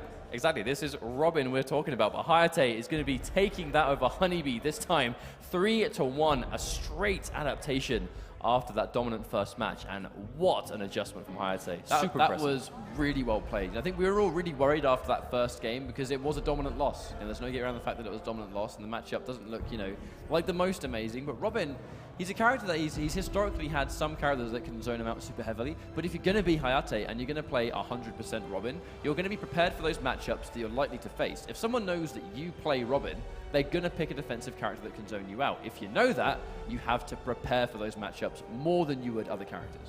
But that does mean that our grand finals is going to be Beast Coast Biohazard versus Panda Global Hayate in the run back from winners finals, which, for those of you that have for some reason forgotten or might have just tuned in, was Cheetah versus Robin. And it was 3-0 to Cheetah, to Biohazard. Is Cheetah going to be the final character picked and win? Is Bane and Cheetah and Starfire, because it was used versus Katana Prime, but is this team of characters going to be used to win a premier event? Because I heard Cheetah was terrible. I mean, I heard she wasn't worth picking. If we see it again, which we might, he's on the phone. I actually want to know who he's on the phone to. Who's he on the phone to? Wait, that's not even a fake Oh, conversation. no, he's not phoning a friend, is he? That's one of his lifelines. He has 2 left. Is He's yet to use one. Is he making a delivery? Is he saying what he wants for tea? He's like, yeah, I'm about to be out this venue in about 10 minutes when I win this grand final. And can you have a pizza ready for me, please? I mean, 10 minutes is a bit ambitious. He's coming from loser side. It is with Cheetah. Is this the first time Cheetah has made an appearance in a grand finals for an Injustice tournament? I mean, grand finals, absolutely. You know, we do have those Cheetah players in the scene. You know, we have Revet Leafing. We have even Jupiter has been recently playing Cheetah. You know, we can't forget the likes of, Newbie back in the day. I believe Alcatraz. Alcatraz, absolutely. I mean, Shen. Yeah, least of all Shen. I mean, it's Viennality. This is actually 2 years in a row we've seen Cheetah. Wow. I mean, it's weird to kind of retrospect it like that. You know, this character has had a few players here and there, but just not this year. This is a very different style of Cheetah, though. You know, thinking back to that winners finals, it was very calculated by Cheetah standards. But this is moving into grand finals of Injustice 2 at Viennality 2018. I know my poor. This is our final set of the day. Absolutely make some noise. Robin versus Cheetah is a matchup I think we can all be happy to watch. I mean, it's not what we expected, but it's what we're going to get. We have Biohazard bringing Cheetah to the table and Hayate with that world-famous Robin. Well, it's late in the night, but you can still feel the energy in the room. Everyone's having a good time. But the down 2, that is such an answer for Robin. And again, Biohazard spinning the bar. Misses the combo. Actually, it might be the first combo he's dropped with Cheetah all day. The block from Hayate. We saw a lot from Hayate in winners finals. He was trying to anticipate and meet those dives air to air. Perhaps the adjustment is to sit down, but no! All the air tech gets chased down completely, and Biohazard scratching away to almost take this first life bar. Already, and what a read on that meter burn forward 3 again. Biohazard looking like he is not slowing down. He has come here to win. Are we going to see a straight 6-0 versus Hayate here? That would be insane. I mean, maybe. Obviously, it's very early days to say so, but Biohazard, he is playing with momentum, and he gets the confirm again. Every single time he gets that jump heavy, he is getting a combo. And there's the knockdown 2. Face full of floorboard. Oh my god, Robin. She's just all over the place. Someone close the cat flap. Okay, the exchange again, the air-to-air, Biohazard winning it, the double jump in, the knowledge. You could have at least acknowledged that really bad joke I just made. Yet. I mean, you're still not listening. I mean, there are more important things to attend to right now, like the fact that Biohazard might be winning this first game of Grand Finals winner side. Tries to whip punishment against the backdash. What an answer! Jumping into leap. Full combo, spending a second bar to finish it. Oh wow, and the extension. That is incredible stuff from Biohazard. Hayate doesn't have a clash anymore. That was all guaranteed damage. Doesn't get the back 3. That's unfortunate. Yeah, and no meter to extend either. Hayate is again. Oh my lord! God, that was sick. Okay, this is 1000% a matchup. This is what Biohazard is prepared for. He has studied. He low profiled the hit to get under to full punish the string. That is like galaxy brain level matchup knowledge. But Cheetah, she's always been able to low profile like that. You know, I know Catwoman was always the talk of the town, that she was one of the only characters that could, but Cheetah was right there in the sidelines with very similar defensive utility. All right, we're going into another rematch. No stage selection. We're not trying to slow things down. Hayate, we want to go one match into another. And the grab. There's so many mix-up options here that you can go for. Oh, wow. That came from downtown and beyond if it reached over here in the corner. That was like 2 seconds before it appeared. Come on again. Oh, more bar. Yeah. Oh, no, he misses the combo. Yeah, she caught the jumping heavy standing this time, so could have got more damage than usual, but unfortunately not. But still, that's a big lead already. And that is an adjustment from Hayate. He's not trying to meet the dash anymore, but still taking so much damage. Cheetah Every single touch, Biohazard is turning into massive damage. And look at the life lead again. We are seeing a bigger emphasis, I believe, on those low grabs from Cheetah because he's picking off the down one. So in these situations, he was going for the overhead grab in the winners finals, and they always whiffed. Ever since he's been going in for the lows, they've been hitting every single time. Oh, whiff punish. There's a sweep, good enough with this kind of life lead. That's enough. Oh Another my whiff God. punish. Biohazard is punishing everything. He's trying to get over the gap, but that's the trade. Hayate has an opportunity here. It's definitely not going to even up the life lead, but give him some damage on the table. Backdash again. I mean, look at this Biohazard. He wants nothing to do with Robin. You can't even out this. Wow, Biohazard doing it every time. Whenever there's neutral, he is just backdashing to full screen, and then it is his choice how fast the match is being played. And look at this. Biohazard looking very good for taking another game, unless Hayate can make something work. But I don't know, it's tough. I mean, a trade anti-air. Every single time Hayate is doing damage, Biohazard's taking damage back himself, unless he gets whiff punished. Yeah, he dials him for a tick grab for another time, because the down one connected actually allowed it to whiff completely, giving him the punish. One of the risks you make as a grappler, I think. Sometimes when you tick, if it hits, it's just not going to be your situation. Going in front. Oh my God! That's dead! Wow. We didn't even see the combo end right there. 2-0 in record time. I mean, what other word is there for it? We have Cheetah one game away from winning an Injustice Pro Series major event here at Viennality 2018. If you want to see Cheetah win this tournament, make some noise. I mean, Honeybee clapping, of course he is. But at the same time, I mean, down but not out, Hayate, he is the best Robin for a reason. If there is someone in the building that can make this adjustment, it is him. But there is a mountain to climb, and then there is being 2-0 down, grand finals, right? It's not a good situation. But the thing is, against a character as strange as Cheetah, because the thing is, when you're trying to learn this matchup, it's not just she has this tool, she has that tool, she can anti-air you with this. It's so much flying at you at any given moment. It's almost too much information to digest. But he's going to have to. He's got no other choice. This could potentially be the last game, or it might be the start of the comeback of the century. We're going to find out very soon what's going to happen. Biohazard trying to build that space. The trade. Oh, but not that time. Biohazard. That jumping heavy. Very patient, looking for his moment, because the second he goes in, it's sporadic. But oh, he has the trade! Oh my God! Damage! 632! You know what we said yesterday about Biohazard only playing characters that can do like 50% plus with a touch? I mean, she ticks the box. I didn't think Cheetah was in that list. Oh, well, apparently she is now. I mean, the life lead already. All jokes aside, look at the difference in health and a big jump in. Yep, we go in for that wake-up attack. Almost a Hail Mary, but if it's going to work, then so be it. Hayate, he just needs something to get going. Oh, and Hayate doesn't finish the string to punish the chase down. Oh, but there we go. The trade's going to do it. Spencer's bar. Hayate keeping it nice and simple. Set up time. There's the low. Oh, Hayate able to, for one of the first times in the grand finals, almost even things out. Yeah, he's lost the first life bar, sure, but look at how close it is this time. However, there's no getting around the fact this is tournament point for Biohazard. And a jump 3. Matching him in the air. Good answer, but plenty of work left to go. Biohazard has more meter too. One of those dives is going to be a full combo into big boy damage. Oh Okay, my God. there we go again. Biohazard. It is an element of a mix. It's sweep or forward 3. Yes, you can kind of fuzzy it, but if you block the forward 3, it's double hitting and plus as hell. Oh, wow. This is looking really close. It's going insane. We catch a jump in, which is decent damage, but nice blocking the overhead. Okay, this is an opportunity for Hayate. Oh no, manages to get clean over. One more touch.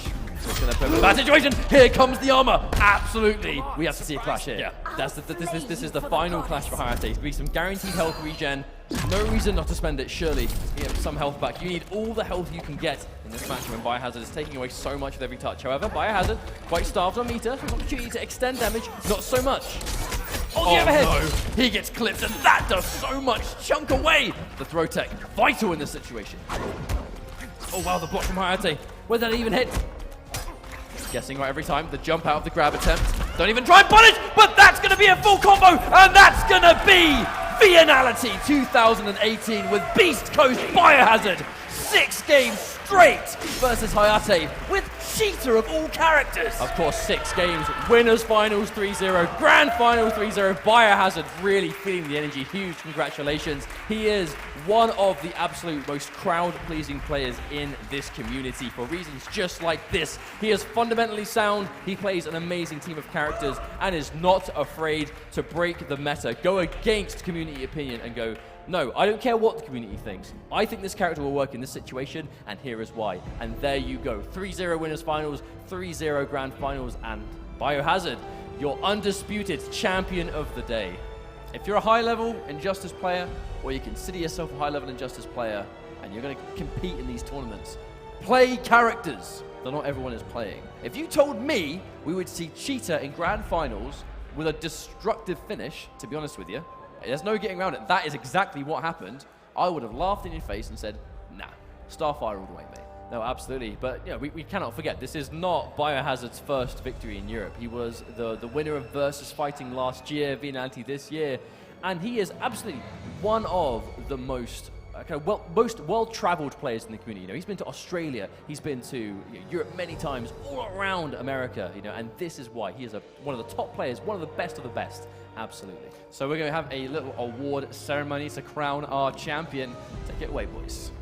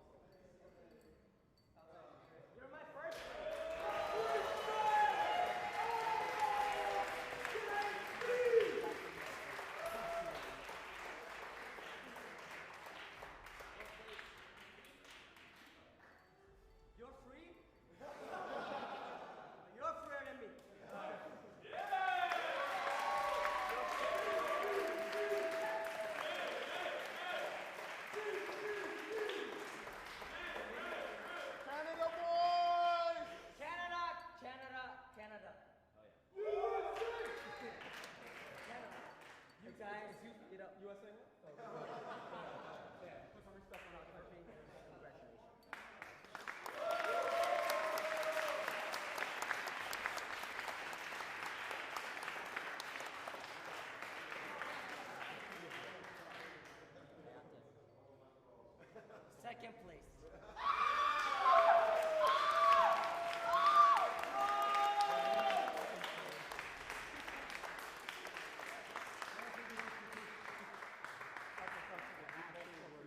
Second place in MK. First place in our heart.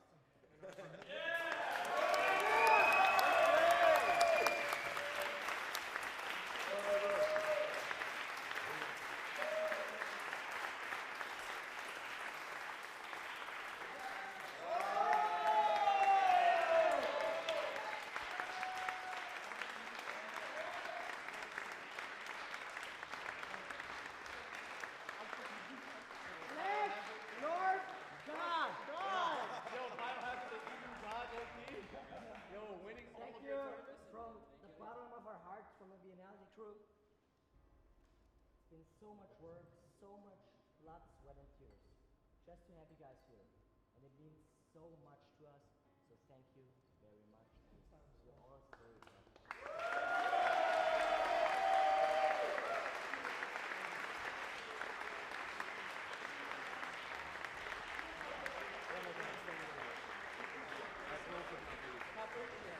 One more time, thank you.